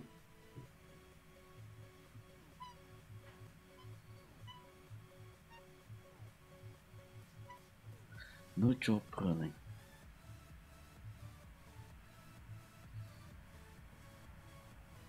Stop. Edit. Start. Should select an object.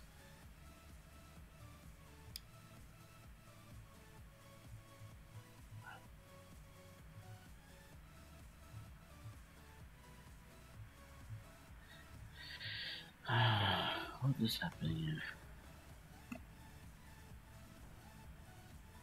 You know, let's just disable this constraints. Just look at an object. What is? Yeah. Yeah, I'm trying to get it. It's delayed so badly. I'm trying to get it off. Oh gosh. M51. I'm trying here. I'm working in the background here. Move that up. Okay.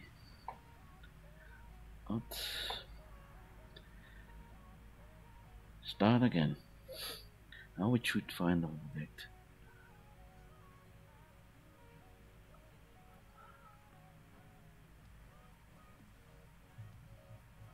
Oh, it's doing nothing.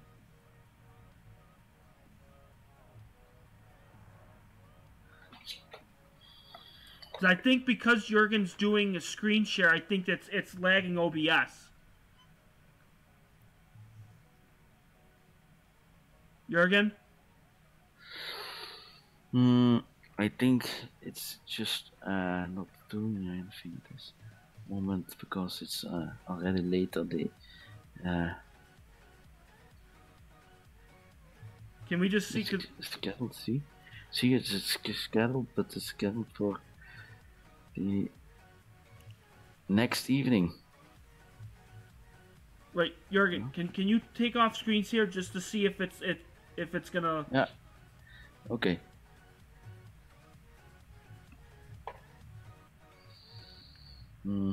How do we do that?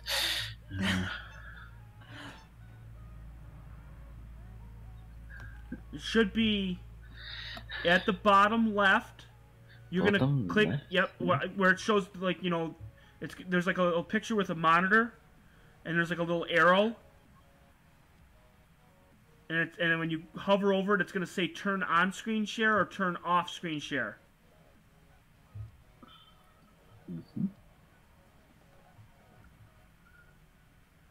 Yeah, I find leave call. That's not more screen. Oh, Right, it's gonna say leave call, and then there's gonna be Okay. two icons on the left-hand side.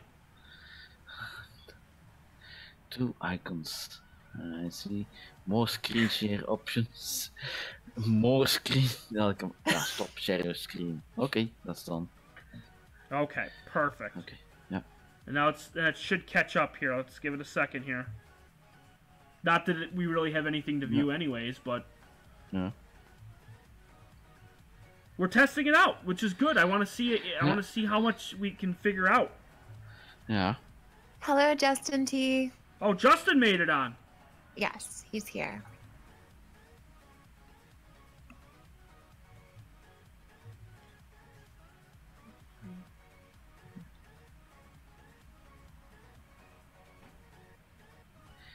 Okay, I will stop my stream also. That's because there's nothing to see. Yeah, because it's running 4 minutes behind. Yeah. Stop For the stream. video, that is. That's not the audio. The audio is probably still running fine, but the video is way lagging. So we'll see. Yeah.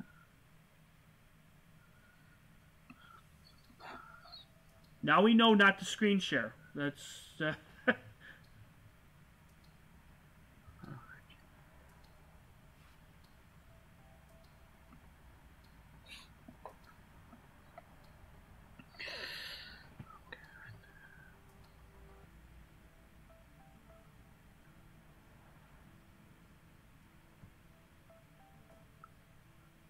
My stream.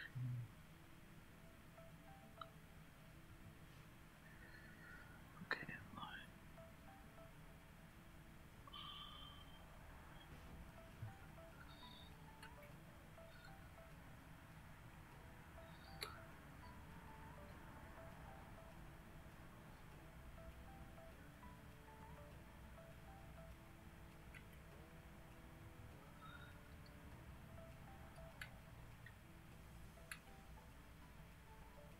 He's still trying to catch up. Oh boy.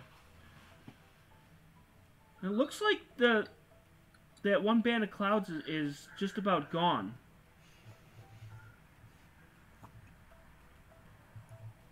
Nice. If you look at the top right, well, it's still...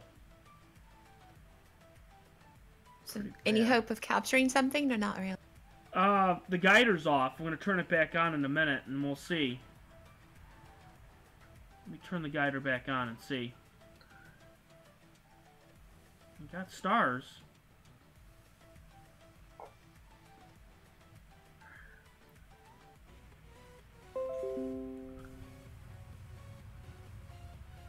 You see, Ron showed up, and I blame him. I blame Ron.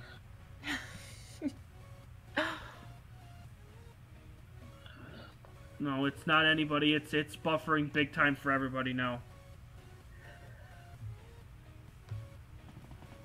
Now I got it. Now it's working. Okay, we're back in business? Yes. Excellent.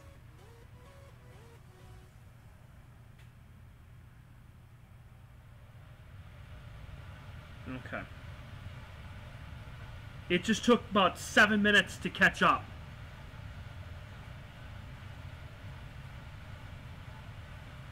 So now it's just finishing the image now.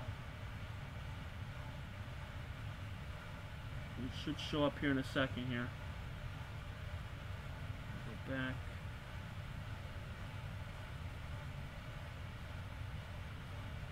That. And how long was that exposure? Well, it was an 8-minute exposure, but the problem was the guider was halfway on it, so that didn't work out. Let me try a shorter one here. There we go.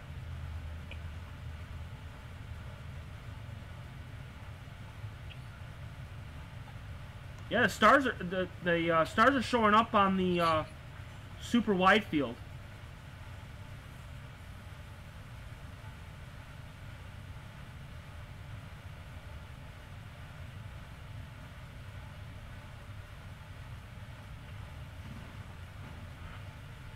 Yeah, it looks like the clouds are gone. Oh, good. For now. I can't... So the clouds are gone. The major delay is gone. Yes, because now I'm watching it here on my phone, and it looks like it's back.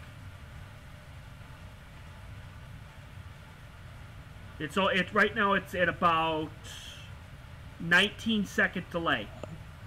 Okay. So what we... Is that it? Yeah. No, I was gonna say, is that image still processing or no? Or is it?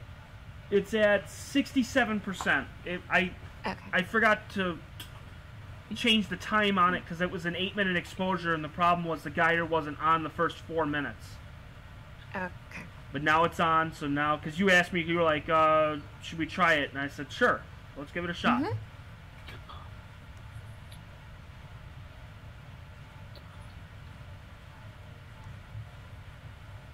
Jurgen, are you whispering again? I can never tell if he's like Was just it me? Yeah, were you talking to yourself or were you whispering something? Oh no.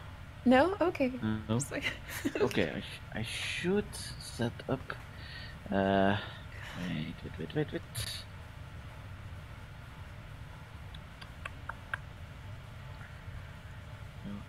Okay.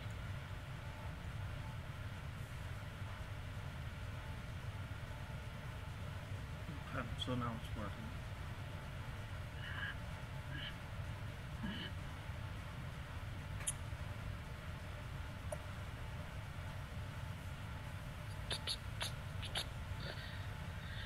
Yeah, that's well very sensitive.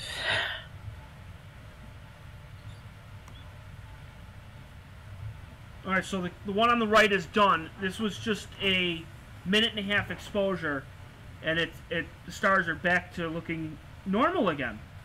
Mm-hmm.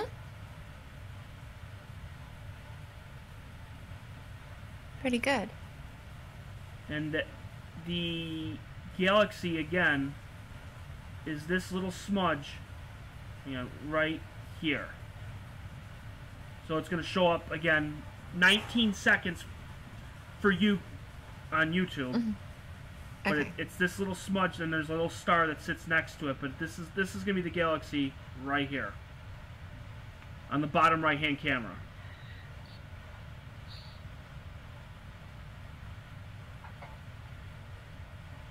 And then where it is on the other camera, it's this smudge right here. Again, it's going to be delayed. Yeah, that's what I was waiting for. Yeah.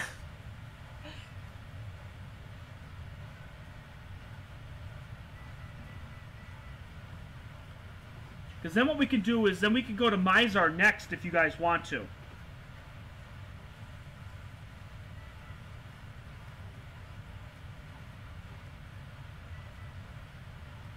Because Mizar is a double star, and I could probably head over there real quick. That'd be pretty cool. And just make our way down the Big Dipper, because Mizar, if you look at the top right camera, Mizar is this star right there. It's a double star, so it's going to be this one right there.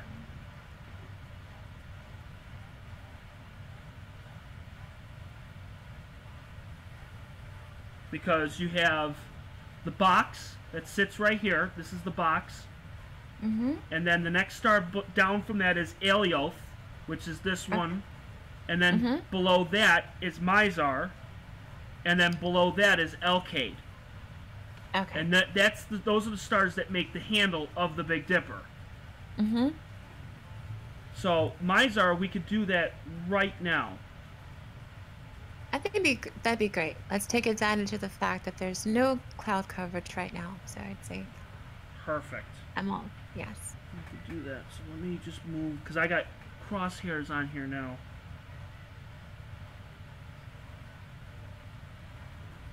Of course, it's not going to show up on the feed, but that's fine. I'm just using it just solely just for my use, so I know exactly where we're pointing. All right, so we're gonna stop the guider. We're gonna stop the camera. We're gonna stop the other camera, and don't worry, it's not gonna beep. It's not gonna beep like it did before.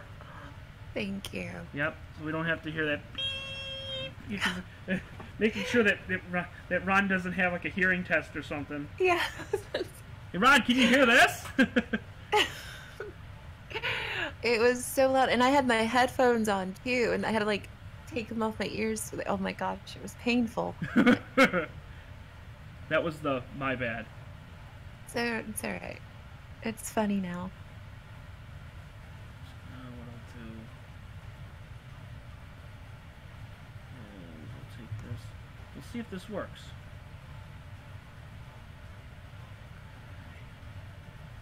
I gotta zoom out. I don't know where the hell I'm going.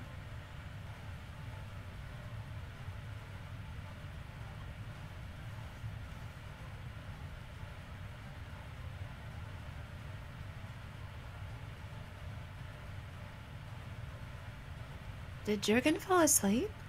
I think he's working on something. Okay.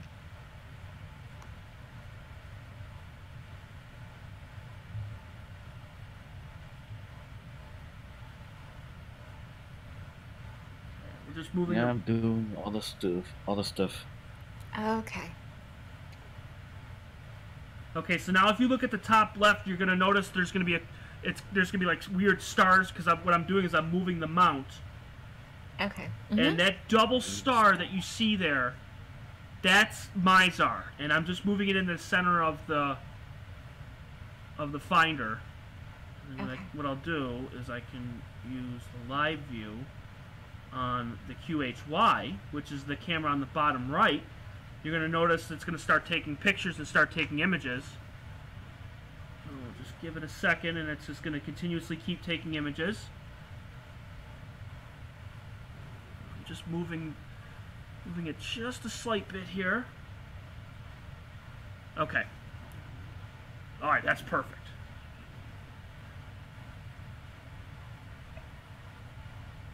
All right, so just give it a second. It's just going. I think I moved it the wrong way, I think. Oh, no, that's fine. That's perfect. Okay. So on the camera on the bottom right, that's the double star of Mizar. Mm-hmm.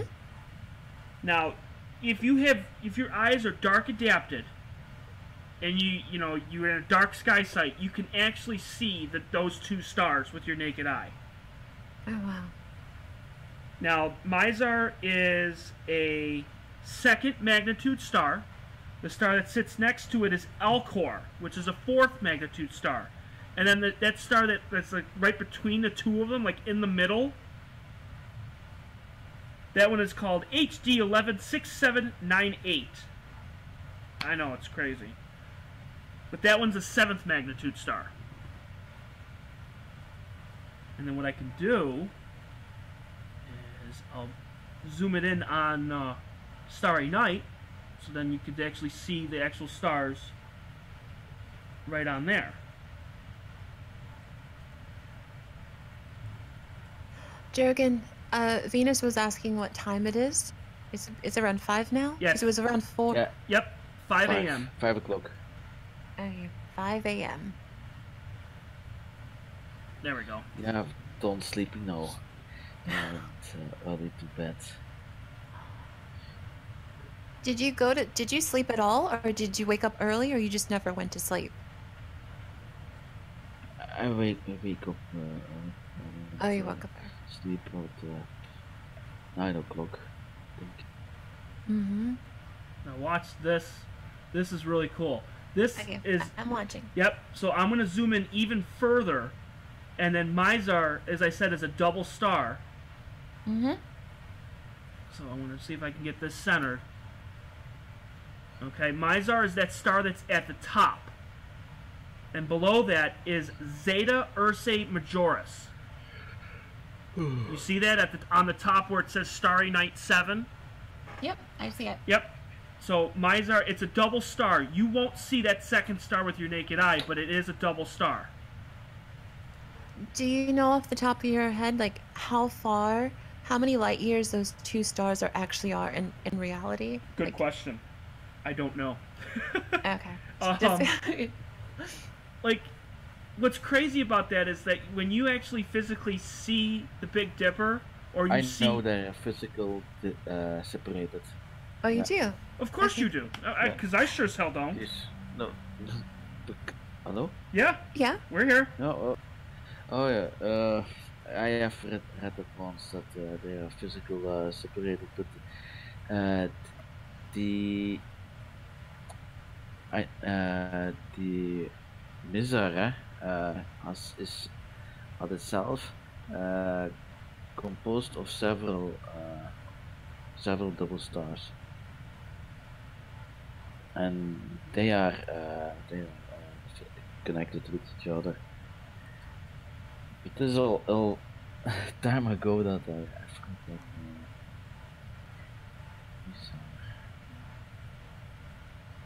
I'm going to take an exposure, and I'm going to see if I can zoom it in. I'm just taking a 15-second exposure, and then I'm going to zoom it in, see if we can possibly see those two stars. It's itself a quadruple star system. That's on the Wikipedia site. It's going to load right now. It's loading the image. A visual double. That's what they call it when they separate. Looking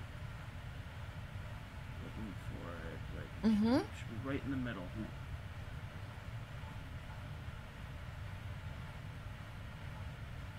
There it is. Okay, now what we're going to do is we're going to zoom in 2 times.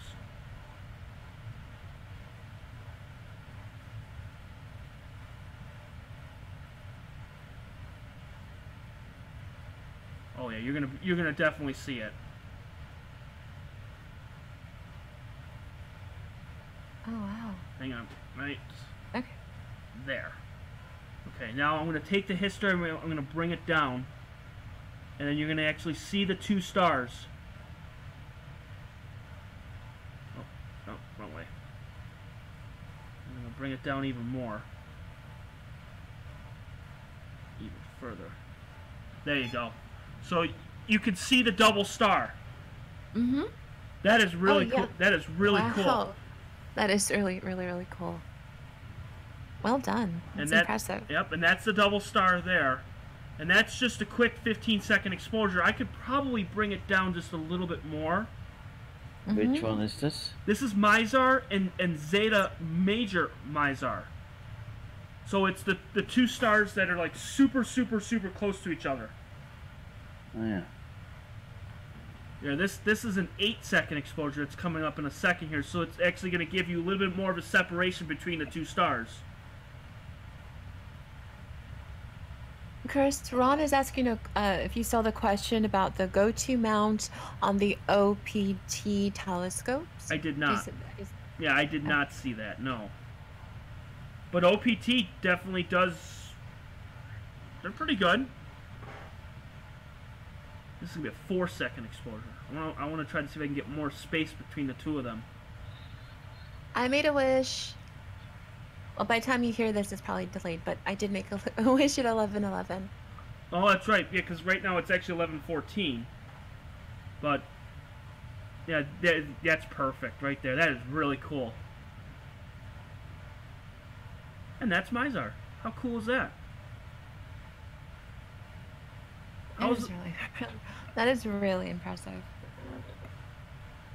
And the magnitudes on that, as I said, it's a second magnitude and a fourth magnitude. So that's the two. Magnitude is the brightness. And I see one's a little bit bluer, and the one's a little bit more white, and the other one a little more blue. Yep.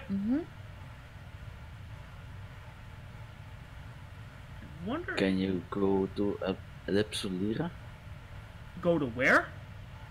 Ellipsum Lyra. That's a double star in Mira. Is it in the Big Dipper? No, that's near Vega. Near Vega? Vega. I don't. Let me see. Vega is not up yet. Too bad. Yep, it is too bad. Yeah, it is. It is not up yet because Mizar is 29 degrees above the horizon, and Vega probably won't rise for at least another hour and a half, maybe even more. Actually, you know what? I'm gonna take a look at my phone and see.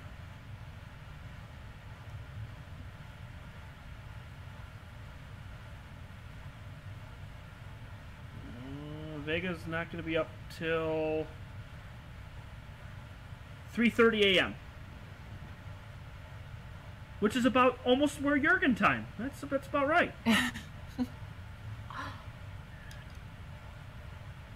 Now let's go to. Let's see how close we can get this one. We're gonna move the scope again. There's no clouds in this area, so we're gonna go for it. We're gonna try. Awesome. We're gonna go to another object.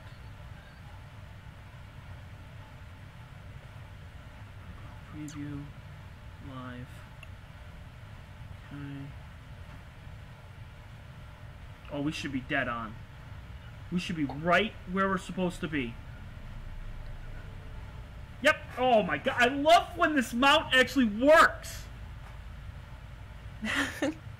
when things actually come together. I'm telling you, it's great.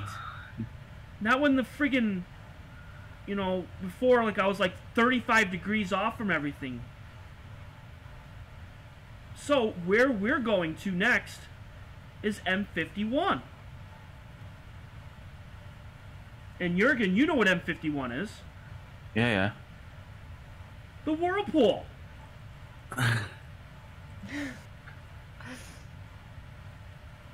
It's one of my earliest objects that I was imaging. Really? Yeah. It's right after I captured Vega and then there we go. I think M3 and then I took M51. Yeah. Okay, and then we're going to reset the guider. Because now we're going to get M51. This is the one that I love. I love getting M51. Alright, and then... So when you're looking at the image in the guide, like the guider, those are just preset images of like what direction you're facing. Like that's what you would see. Like when I'm seeing that spiral Milky Way or that galaxy. Yeah. Okay, so that's just like, that's not what you're capturing right now. That's just... That's a reference frame. That's... Gotcha. Okay, just making sure. That's what I thought. I just wanted to make sure. Yeah, that's just the You have to reference. imagine that for several hours before you get... Yeah. That's what I thought. And in light pollution, mine will never look like that. Never. I think you have already it. Isn't it? What? In your window. Well, I'm in the red zone for light pollution, so I could take a 20-minute explosion and it would still look like crap.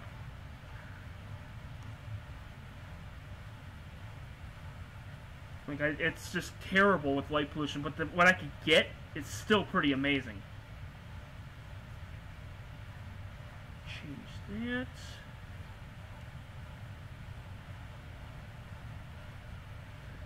M51. This will be the last object of the night. Okay. Because I'm sure everybody's got things to do, and probably they got sleep.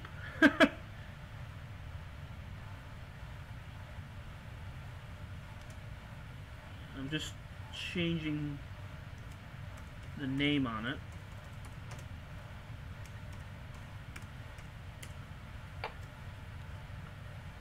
Okay. Oh, and there hasn't been music. I should put that back on too. Not that it matters, but I just have it in the background.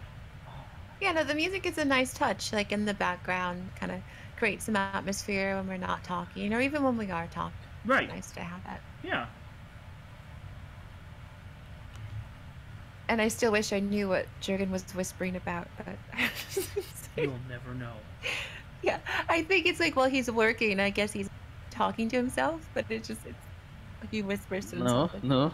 No? Oh, it just I sounds was just looking at the YouTube channels. Oh, okay. Yeah.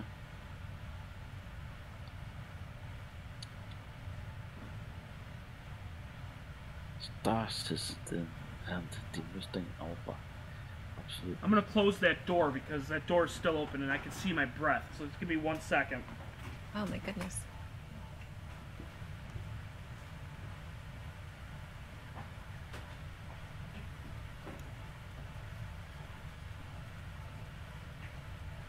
Woo!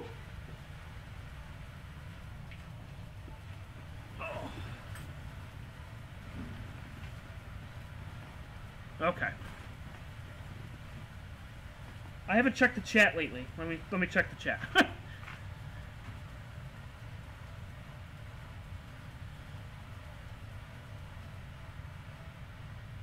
Ron had asked what camera you were using. Oh, well, the camera on the left is the Canon 1000D. It's a modified DSLR camera, and the camera on the right is a QHY9, and it's a colored CCD camera.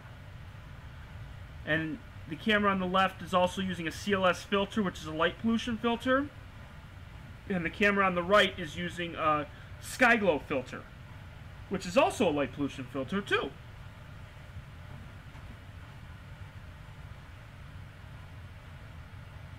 Let me go to frame and focus for this one here. Zoom out here to back to that. When Headband Harvest had pointed out that it says the Canon 1000D Yep. On the thing, so I try, yeah, and that's the hardest part is I try to keep these things updated as I'm going through, and that's the hardest part is when you're doing 5, 6, 7, 8 objects a night, you have to keep updating it. So like I still have M109 up here, and it's not M109 anymore.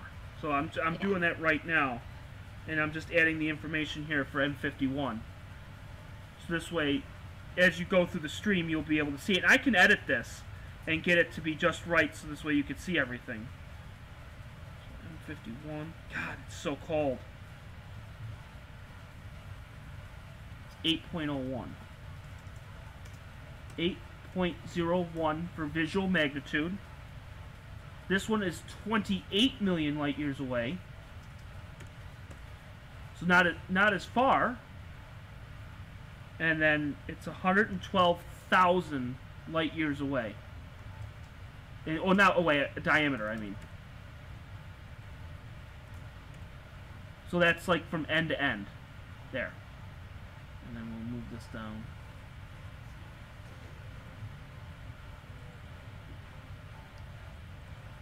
Alright, there we go.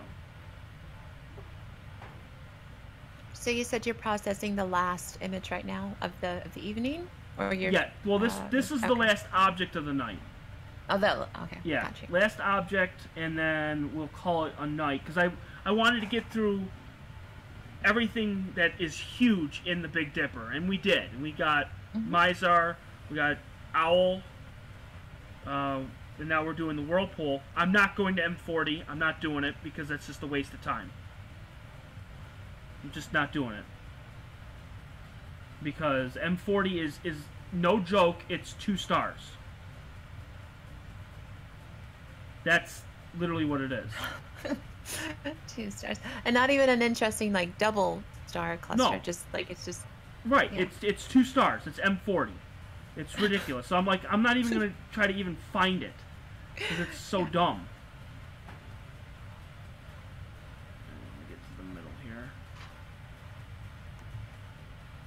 I gotta take histogram and blow it out because then you'll be able to see it. Okay.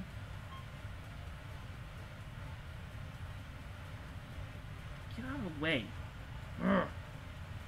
Telescope controls in my way. I can't. There we go. There it is. Right, I'll try to see if I can get it right in view here.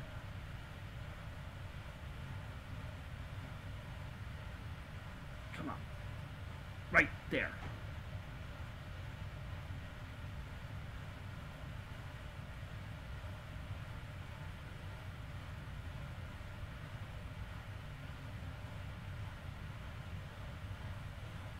There you go. With the moon being out, it's definitely going to cause a lot of havoc with the image. But it's there.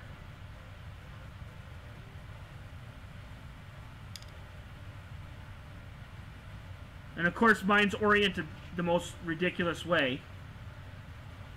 Oops.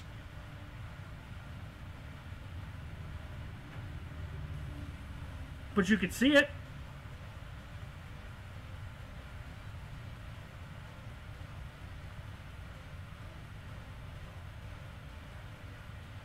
Oh, that's really cool. Yeah, so it's definitely there. Yeah. So wait, what is that? Sorry, I got distracted by the chat for a second. Oh, that's fine. About a possible pregnancy. Oh, nice! Well, no, I don't want to say that. Like, it's not official. What am I missing here? Wow. No, okay, so when I see a bit of a spiral, is that just the imaging, or is it really like? Yeah, it's a spiral. Oh, wow, okay. I just wanted to make sure. Wow, that's so cool. Yeah, it's really a spiral, and when it's processed, and when it's a really clear night and a moonless night, it's unbelievable. Like the detail. I remember getting this with an 8-inch, or no, a 6-inch, and it was absolutely phenomenal. And actually, I'm gonna pull it up because I know where it is. It's on my website. It was probably the best image I ever took of the Whirlpool. I can't type because it's so freaking cold. Even with the door halfway closed. Did the furnace go off again? No, you said it was on earlier. It's still on. It's now 10 degrees outside. Oh, man. That's brutal. Astronomy. We love it. You said you have on gloves? No, because I have to type Oh, you with my, don't? No. Oh, That's right. With my phone. Duh. SCA Yeah. objects. Here we go. I'm gonna go M51. Here it is. Oh yes, there's the image. Ha ha! I'm I'm going to post it on the chat for everybody. You got it. There we go.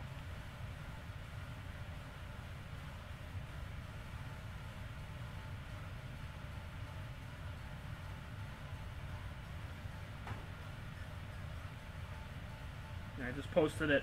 This was taken almost 6 years ago. And it was taken out in North Java, New York. It was at a recently dark sky site. Not great, but it was like yellow zone. Not bad. And it was with a Canon T3i with a CG4 mount, by the way. Not computerized. I had to find it myself. And I took 54 25-second exposures. Wow. And I sent it in the chat, so all you gotta do is just click it and it'll pop up. It's not centered. Not even close to be centered. And it was a 21 and a half minute exposure. No. 25-second exposure. The total time for exposure time was 21 minutes. That's what I meant. Okay, sorry. Yeah. I was reading the... Okay, sorry. Got you. Yeah, and that was taken at North Java 6 years ago. And then I took it again from home. And why I did this, I have no idea. But it was with a modified camera using the custom red balance, which was kind of dumb. So this next one is going to be in red, but it's going to be really dumb. But again, you'll be able to see the spiral, you'll be able to see everything. I didn't get as much detail, but look at the exposure time. 80 seconds. Wow. And I didn't get as much because I'm in the red zone, that was in the yellow zone. So the darker, Jurgen knows about this, the darker you go, the more exposure, less exposure time you need, the more detail you still get pulled out. Mm-hmm. Which is really awesome. Yeah. So where is it on the Canon? It's probably going to be... Yeah, it's going to be crap. Yeah, it's going to be crap on the Canon. The Canon camera is just going to be a bridge camera till I get a monochrome camera. Pretty much that's what it's going to be. And I'm in the works of getting one. It's taking time. But once I get the monochrome, things are going to change. Things are going to change big time. Because Jurgen knows, and he knows that monochrome is extremely more sensitive than a one-shot color camera. Mm-hmm. Oh yeah, I know. Like, I could take, like, no joke, I could take a picture of the Seder complex, and I could go 35-minute exposure, and Jurgen could turn around and do a 3-minute exposure and get more detail than me. So I'd have to shoot 10 to 15 times longer just to try to get close to what he does. Because it's so sensitive. Because what's happening is with a colored camera, you have red, green, green, blue, or red, blue, green. You have different colors. And when you're shooting in hydrogen alpha, you're only shooting at a very, very small part, a slice of the spectrum. Which means you're wasting all of that light. Which means you're only getting a fraction of what you could. With a monochrome camera, you're getting everything. And that's what I want. That's what I'm going to try to get. Maybe someday. Someday. That's right. Just got to keep going. So this is, again, it's just going to be a bridge camera. This is actually turned out really well with the rosette, and it turned out pretty good with the cone. It doesn't do so well with wide field in color. I don't know why. Let me see if I can try it and see what happens. So we'll go for about another 20 minutes or so, and then we'll call it a night. Okay, it sounds like a good plan. Yeah, let's see, I think we're pretty good with cloud coverage. Yeah, looks like it's starting to creep back up again.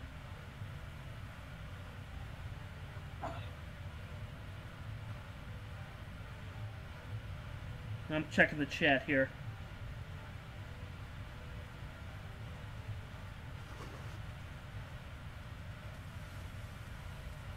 And thank you, Astro Live Channel. He said it was a really cool image of M51.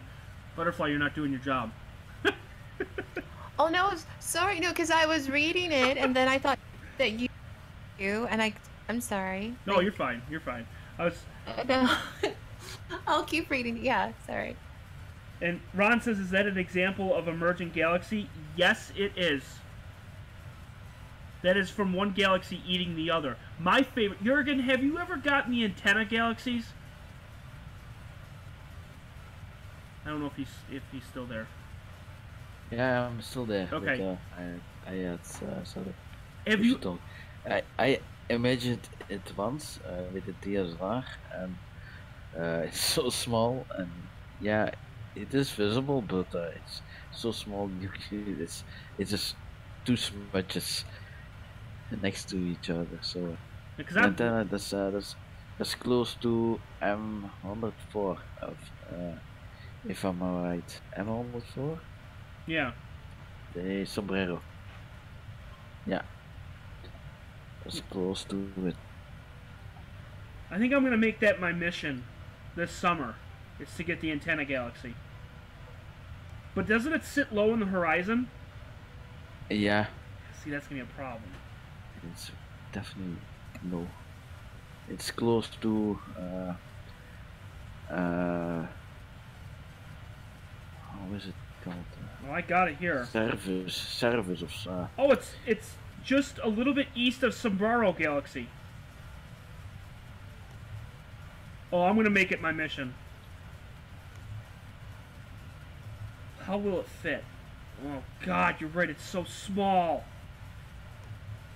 The reason why I brought that up is because Ron asked in the chat room, you know, is that an example for the Whirlpool of emerging galaxy? And antenna is definitely one of emerging. Whirlpool. Yeah, because the Whirlpool. Yeah, they're both how do you call starburst. Right. So when two galaxies merge together, right, a lot of hydrogen clouds forms two new stars, and all these stars they go to supernovas. So you can expect a lot of supernovas in M51 and also in the antenna galaxy. But the antenna galaxy is a lot farther away. Right. That would be something if that was as big as Andromeda. That would be an imaging target. Yeah, for you it would actually be really good because don't you have like a 9-inch scope or an 8-inch or something like that? No, it's so small. It's not. I don't consider it really as an imaging target. It's way too small. Yeah, because I'm looking at it now. It's pretty darn tiny. Because the Whirlpool, its apparent size is 13 by 11 arc minutes, which that's not bad. And then antenna, looking at it here. Where the hell is it? Where did it go? No, I would definitely go for the sombrero. The sombrero is also small. Sombrero is even smaller, isn't it? No. Sombrero is brighter. It's quite bright. It's bright, but it's 8 by 4 arc minutes. So it's even smaller. And for the people in the chat room, if they don't know what arc minutes are, we discussed it earlier, and that's just the size of what it would be in the sky. Like, the moon is 1,800 arc seconds, and there's 60 arc seconds in an arc minute. So if you can figure out how big the moon is in the sky, and that's 1,800 arc seconds, these things are, you know, between 8 and 10 arc minutes. So they're fairly small.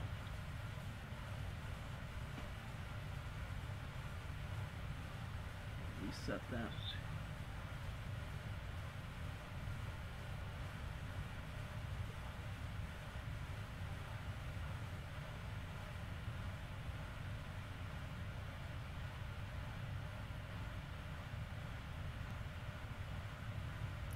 Charles asked a question earlier, and I don't know if you had answered it because I had spaced out for a second. Yeah. But he was asking, can you process color back into the finished image? So I don't know if that was just a general question about finished images, or if it was something you were saying earlier. Process color back. What do you Yeah. mean? I'm not sure. What he means by, and I think I know exactly what that is. For what I do is the hydrogen alpha with my one-shot colored, is I extract the red channel to get as much detail as I possibly can, because if you were to do blue and green, it would be virtually nothing. But since it's a one-shot colored camera, it's more sensitive in the red because hydrogen alpha falls in the red spectrum for the light spectrum. In order to get color, I have to rig it. And what I do is I take the red channel, and then I take an image that I took of that same object in red, green, and blue, and then you apply the two together and you mask it. And then you can actually get a colored image. Now, it's not going to be pristine, it's not going to be perfect like you would with a monochrome camera, because Jurgen, if you were to get a colored picture of a monochrome, you need to take images in the red, images in the green, and images in the blue. Indeed. And then you have to combine also all. light. Yep, and in the light one too, luminance. Yeah.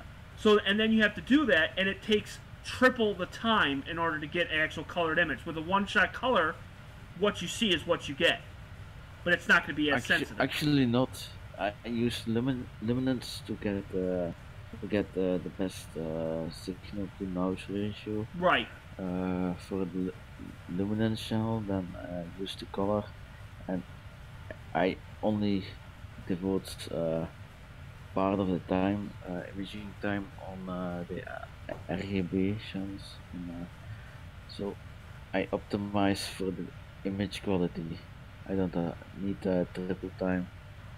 Right.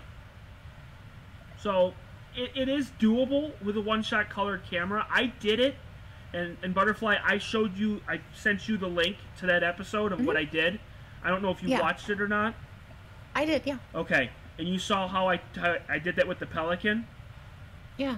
And it was really neat how I did that, because I did what's called a starless image. So you take the hydrogen alpha image, and then you pretty much subtract all the stars off of it without touching the nebulosity. And then you apply that image onto a red, green, and blue, the actual colored image, and then you just blend it in. And then you can actually see the hydrogen alpha, because what happens is when you're doing the hydrogen alpha image, all stars are white. They're not going to be in color, because you're only taking one color, one filter, one channel. And then you apply that, and then you're actually going to get really nice stars. I don't know if I have it on my laptop here. I can look and see if I have that image. I don't know if I do or not. Let me look.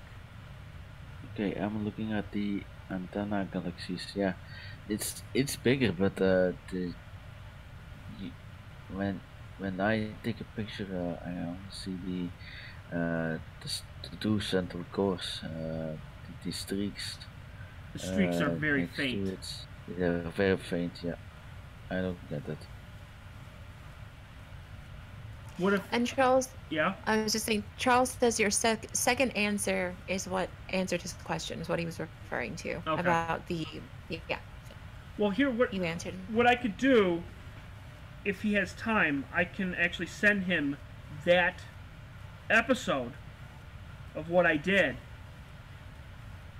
and then he can watch it and actually watch it real time when I did it. That's the best part about doing these episodes. It's so great. Just gotta find the damn thing. Oh wait, no, that's not what I wanted. Videos. It was, oh god. Do you remember what episode that was? It was 12. Was that 12? Yeah, it was Yeah. episode 12. That's what I thought. God, it was so long ago. I have it. Do you have it? Because I got I mean, I'm sure obviously you have it because it's your channel. I'm seeing if you had it like readily available to send. Share. Copy link.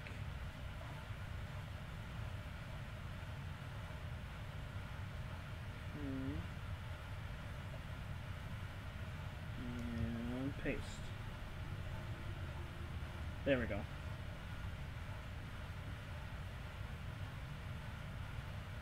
There we go.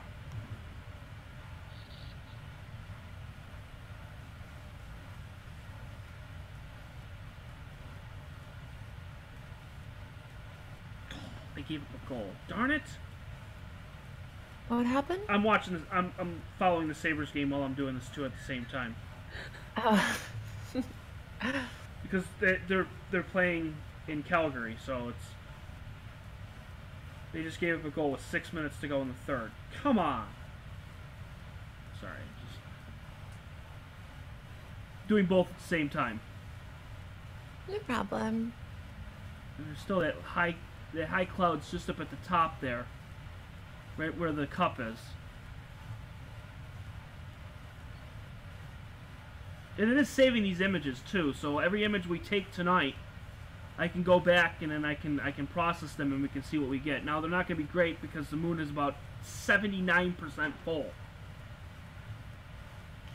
Oh, isn't there a lunar eclipse? Yes. Like on the 20th? 20th Yeah. of January, and the problem with here is we're going to get 7 inches of snow. So, and it's supposed to be Saturday night going all the way through Monday. We're supposed to get a ton of snow. As much as I would love to get that damn thing, I would do like 5 or 6 cameras pointing all at this thing and just doing live time. It's just not going to work, unfortunately. I think it's also a supermoon too, isn't it? Yes. Like a supermoon and a lunar eclipse. Like, Yeah. nice. Okay. Mm-hmm. And I'm going to miss it, and it's going to suck. Astro-Imaging has just released a new video on the lunar eclipse. January 20th, and it's supposed to happen right around this exact time. It's supposed to be like around, what, 11 o'clock or something, our time? Over 2 days. No, 3 days. Well, yeah, I'm just saying, like, I'm actually going to pull it up right now. Let's see. Yeah, I think for us in where we are 4 in Northern days, America, I think it's on the 20th, but I think for other parts, I think they're going to see some of it on the 21st, I think more so, if I'm not mistaken. Let me see. Let's see what Starry Night will do. Let's see. I gotta find the damn moon. Where's the moon? There's Orion. There's the beehive. The moon already set? Oh, there it is.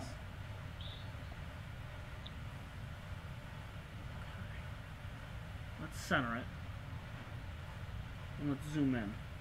I want to see if Starry Night actually does lunar eclipses. I don't know if they do.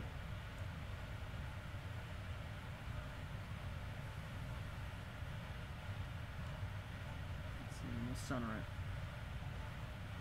Cosmic Lettuce, I thought I read for some reason for us that the next lunar eclipse wouldn't happen until 2021, I think. For our region. I'm not sure. That's what I thought I read. But you probably know better than I do. So. Why can't I... Fine, we'll do it this way. 17th, 18th, 19th, 20th. And then we'll do it 9:46. We'll zoom out.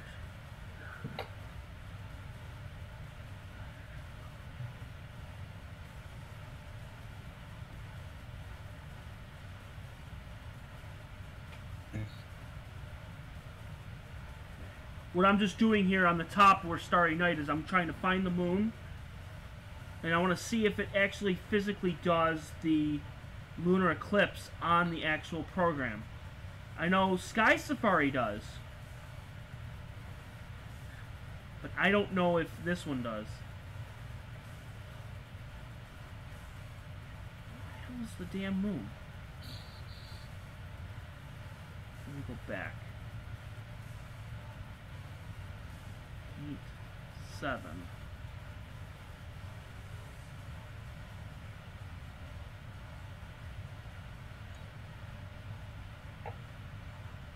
Oh, I'm at 7 a.m. Oh, God. Well, that would be why. That's why I can't find the moon. I'm like 7 a.m. I'm like, I can't find the moon. There it is. There's the moon. Okay.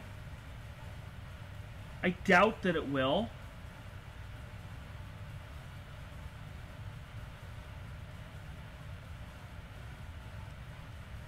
Yeah, it doesn't look like it.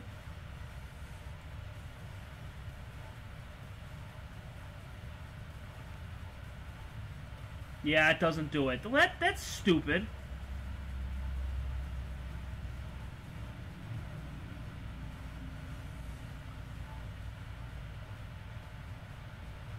Even if I do all sky image, it still probably won't even do it. That's dumb. Why not?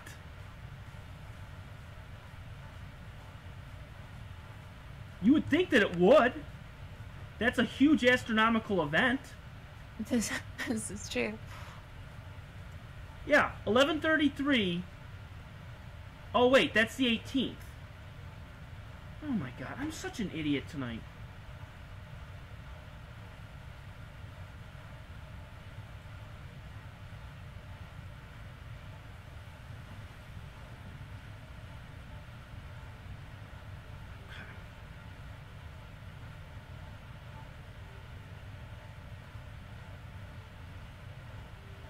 Okay, I just looked on the calendar, Yeah. like on the iPhone, and it says that the total lunar eclipse, it Yeah. says 10:33 p.m., and then it says it ends at 1:51 a.m. on the 21st, is what it says, according to the Apple phone calendar. So that's what I looked at. Yeah, it doesn't do it, and that's stupid, and it just crashed my damn program. Thank you, Lunar Eclipse. Sure.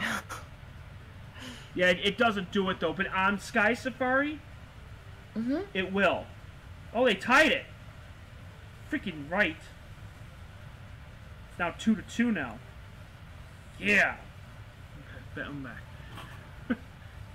Yeah, if you ever have Sky Safari on your phone, you can actually look it up on there, and it'll actually show, like, the blood moon. It'll actually be, like, red. Like, real time and everything, which is so cool. And you're right, it's right around 10... A little bit before that. Yeah. It's like 9:30 is when it starts. 9:45. Okay. That's so cool. Yeah, clouds are starting to come back in. So we got about 9 minutes, and we'll stop at midnight. We'll end it at midnight. How's the chat room going? Pretty good. They're talking about the eclipse and the moon stuff right now. Super awesome. Love the eclipse. It's going to be awesome. I'll be able to watch it. So if anybody out there in the chat room is going to be streaming it, I'll be watching. I'll be there. And I guarantee you, if it's clear for P&K Science, that'll be epic. Make sure everybody goes out and subscribes to P&K Science. They used to be P&K Space Imaging, but they changed it, so now it's P&K Science. P&K stands for Paul and Keith. Paul is the one who actually does he actually has a telescope and actually sets up on top of a garage in Miami, Florida. No joke. That's exactly what he does. It's crazy. Oh wow. And then Keith is the one that actually streams it from there. So Paul handles the telescope and everything, and then they actually stream it onto YouTube. So they do a great job. They do an absolutely phenomenal job.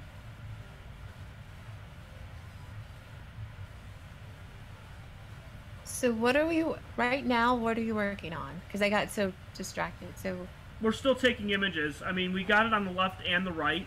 The left one's going to be absolute garbage because it's such a wide field, and it's a Canon camera on a 60mm scope, so it's going to be really, really, really tiny. And with the moon being 80% full, not really going to get much on the left screen. okay. On the one on the right, same thing. We're still taking 5-minute images, one after another. We're up to... What are we up to on that?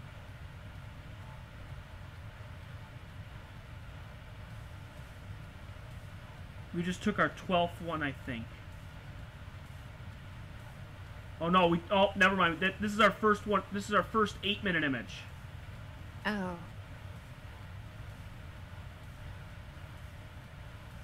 So So let's see if I can pull up more detail here. Oh yeah, there's more detail.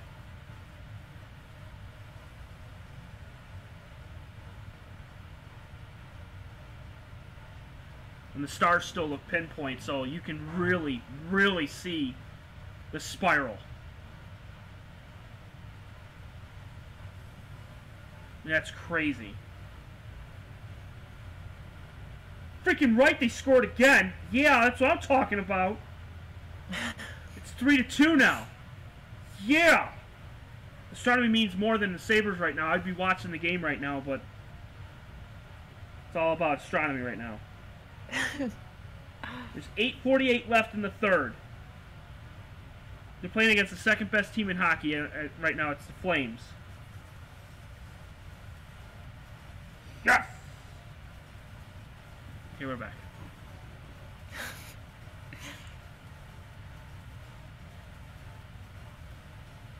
Yeah, so this was Journey Through the Big Dipper, which is super awesome. It is very awesome. And I can't feel my feet. Oh my god. I don't even want to know what the mount looks like. Oh man. When you bring it in, is it like usually covered in like frost and... Oh god, yeah. Oh, it's going to be frosted from top to bottom. Oh my gosh. And that doesn't do any damage to the mount or the camera, like when you... No. When it defrosts? Well, I have dew heaters on all the cameras, all the scopes, everything. Everything's got all dew heaters. So... Okay. And I have them cranked to absolute max. So they're all warm, so they won't freeze. And the fact that they're on won't freeze them, which is good. The LCD screen on the actual mount probably won't work, but when it warms up, then it'll be fine. Anything like if you take your cell phone outside and it's like 0 degrees, you notice that it lags. Yeah. Same thing with an LCD screen. The LCD screen is what I use for my hand controller to move the mount. Well, I'm moving it from the actual computer, so if I was sitting outside and tried to move it, the numbers would be like stuck, because it'd be so cold and the LCD screen wouldn't work. But once I bring it inside, because what I'll do is I'll bring it inside and let it sit for a while, still running the camera, still running everything, so that way the ambient temperature, it levels off. Yeah, makes sense. Because you don't want it to do that, so I'm going to leave it inside for at least 20 minutes and then I'll head upstairs. So we'll take one more image here, because this is the last 8-minute image here on the right, and it's halfway. So right at midnight, it's going to be done. Venus brought you some hot cocoa. Oh, good. To warm you up. Oh God, because I'm going to need it.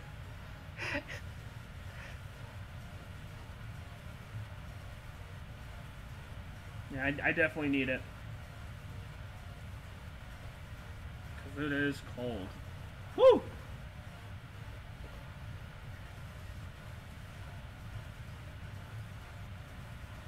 The Astrolive channel says it works on Stellarium. That with the eclipse and how it shows the lunar eclipse and how it goes from like dark to red to dark and then it's a full moon. God damn it, they tied it. Oh, I'm sorry, I swore. Shoot, it's now 3-3. Will they stop scoring goals? What the hell? Butterfly, have you ever seen a lunar eclipse before? I have, actually, yeah. Okay. Yeah, there was one 2 years ago? I think it was 2 years ago. That was for here. And it was just so cool. I wasn't streaming at the time because I didn't know about it. Who knew that I wouldn't know about an astronomical event? But I saw it with my own eyes, and I tried to catch it with my cell phone, and it sucked. Oh. But it was just so weird. It was like it wasn't bright, and it was like a pale red, and it just looked weird. Yeah, I remember that one. I think that's the only one I've seen since I've lived in New York. I do remember the one from 2 years ago, but I think all the other ones I've seen, I was in Massachusetts one summer. And I saw one when I lived in California, when I was visiting friends in the Midwest. So I think the 2 years ago was the first time I've ever seen one since being a New Yorker. So it was the only one I've ever seen. So if I get to see the one on the 20th, even though I think you said it's supposed to snow where you are, but I don't know if it's going to be cloudy on the west side. I mean, on the east side of New York, the state. So if I do get to see that one, it'll be my second one since being a New Yorker. I'm actually going to take a look. I'm actually going to pull it up for you and see Okay. what your weather is for... It's clear where you are, by the way. Oh, good. Okay, so I'll go on my roof then. I'll get to go on my roof and see it. It's 34 degrees where you are, too. Yeah, which is still cold, but it's warmer than it is for you. Yeah. So, yeah. Sunday night, partly cloudy and windy. Okay. So you might be able to get it. It's possible. It says partly cloudy, so it should be bright enough. You should be able to see it. Nice. Then I definitely am going to go up on my roof. Yeah. Let's see what my weather is. Let's take a look and see. Current location. On Sunday. Daily. Sunday. Oh, F that. You know what the temperature is going to be on Sunday night? Oh, I'm afraid to ask. How cold is it going to be? -7. Oh my god. Oh my gosh. That's like... Cloudy skies with a few snow showers later at night. Very, very cold, Weather Channel says. Low of -7. Winds at 15 to 25 miles an hour. Chance of snow 50%. That's... On Sunday. No, I'm not doing it. The high is 9 on Sunday afternoon. Gosh. And you said there's going to be some snow coverage. Does it say how much? Saturday. Yeah, Saturday we're supposed to get 7 inches. Oh, okay. So double 7, -7 degrees and 7 inches of snow. Yep, 5 to 7 inches we're supposed to get Saturday afternoon going into Sunday night. No, actually, wait. Okay, now this is weird. Saturday afternoon is 3 to 5, and then Saturday night is 5 to 7. So that means we're supposed to get 12 to 15. Oh. All day Saturday. Oh, that's wonderful. That's great. That's wonderful. And then 25-mile-an-hour winds all day Sunday and Sunday night. Okay, well, I'm not getting the comet then. Okay. Well, not the comet, the lunar eclipse. That's not happening. Yeah, you're much better off just staying inside and streaming it, whoever's going to broadcast it. I'm hoping P&K Science will get it. Mm-hmm. All right, so the last image is done here on the right-hand side, so we'll get to see if the stars moved. They shouldn't have moved too much because the guider's been at 0.45 for a while, so...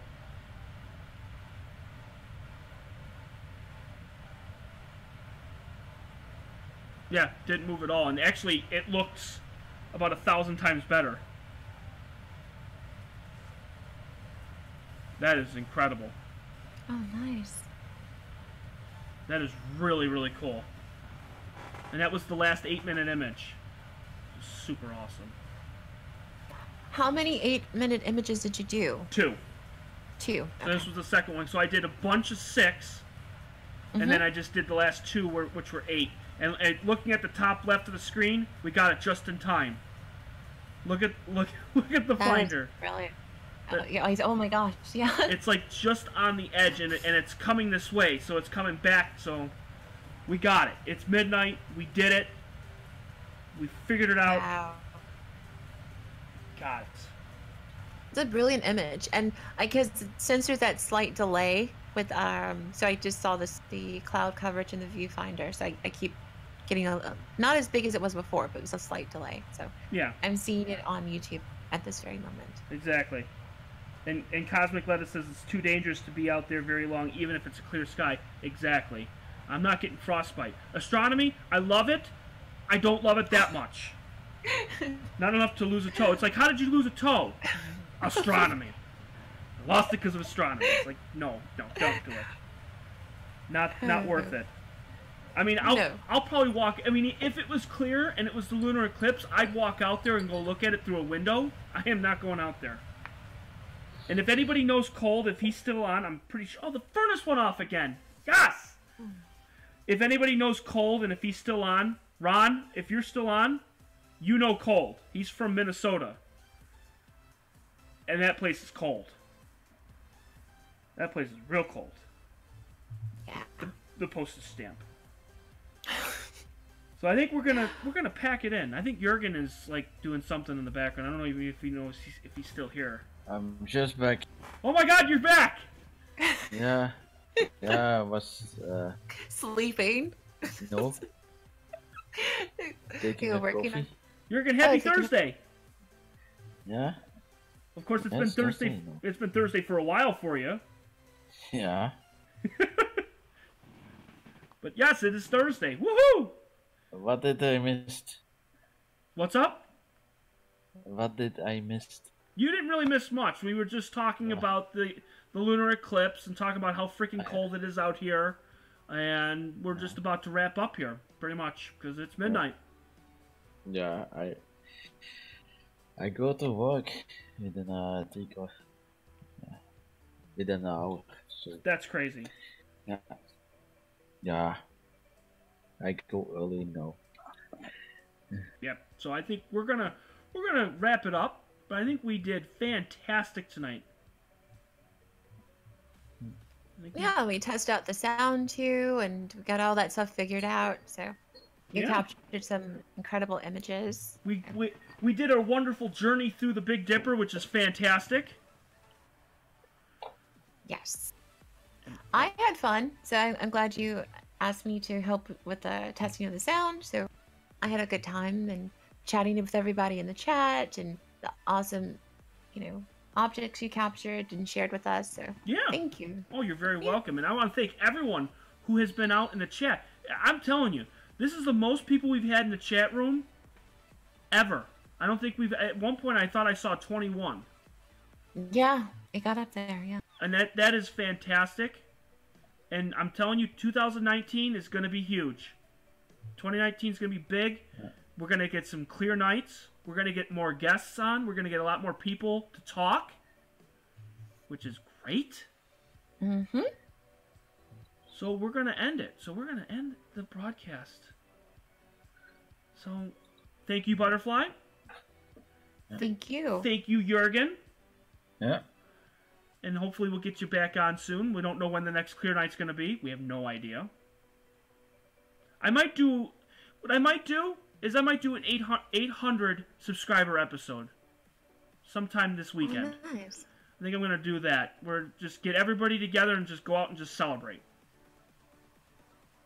Sounds like an excellent plan. Yes, it is.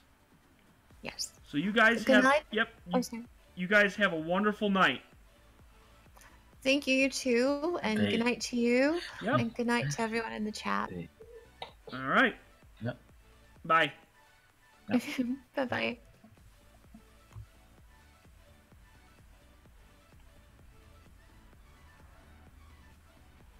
And that was Butterfly and Jurgen as my wonderful guests for the night.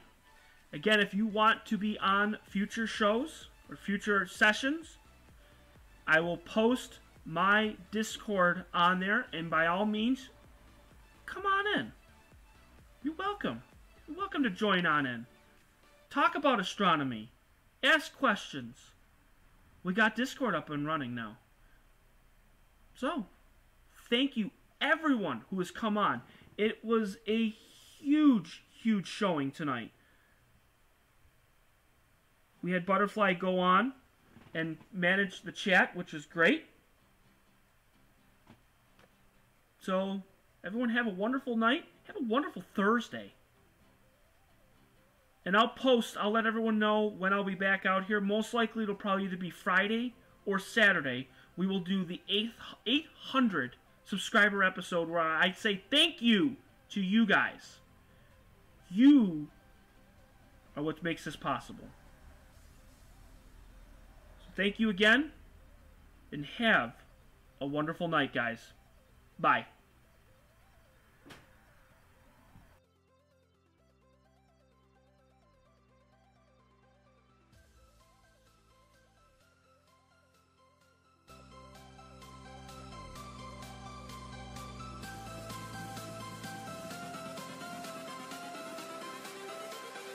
Everything changes.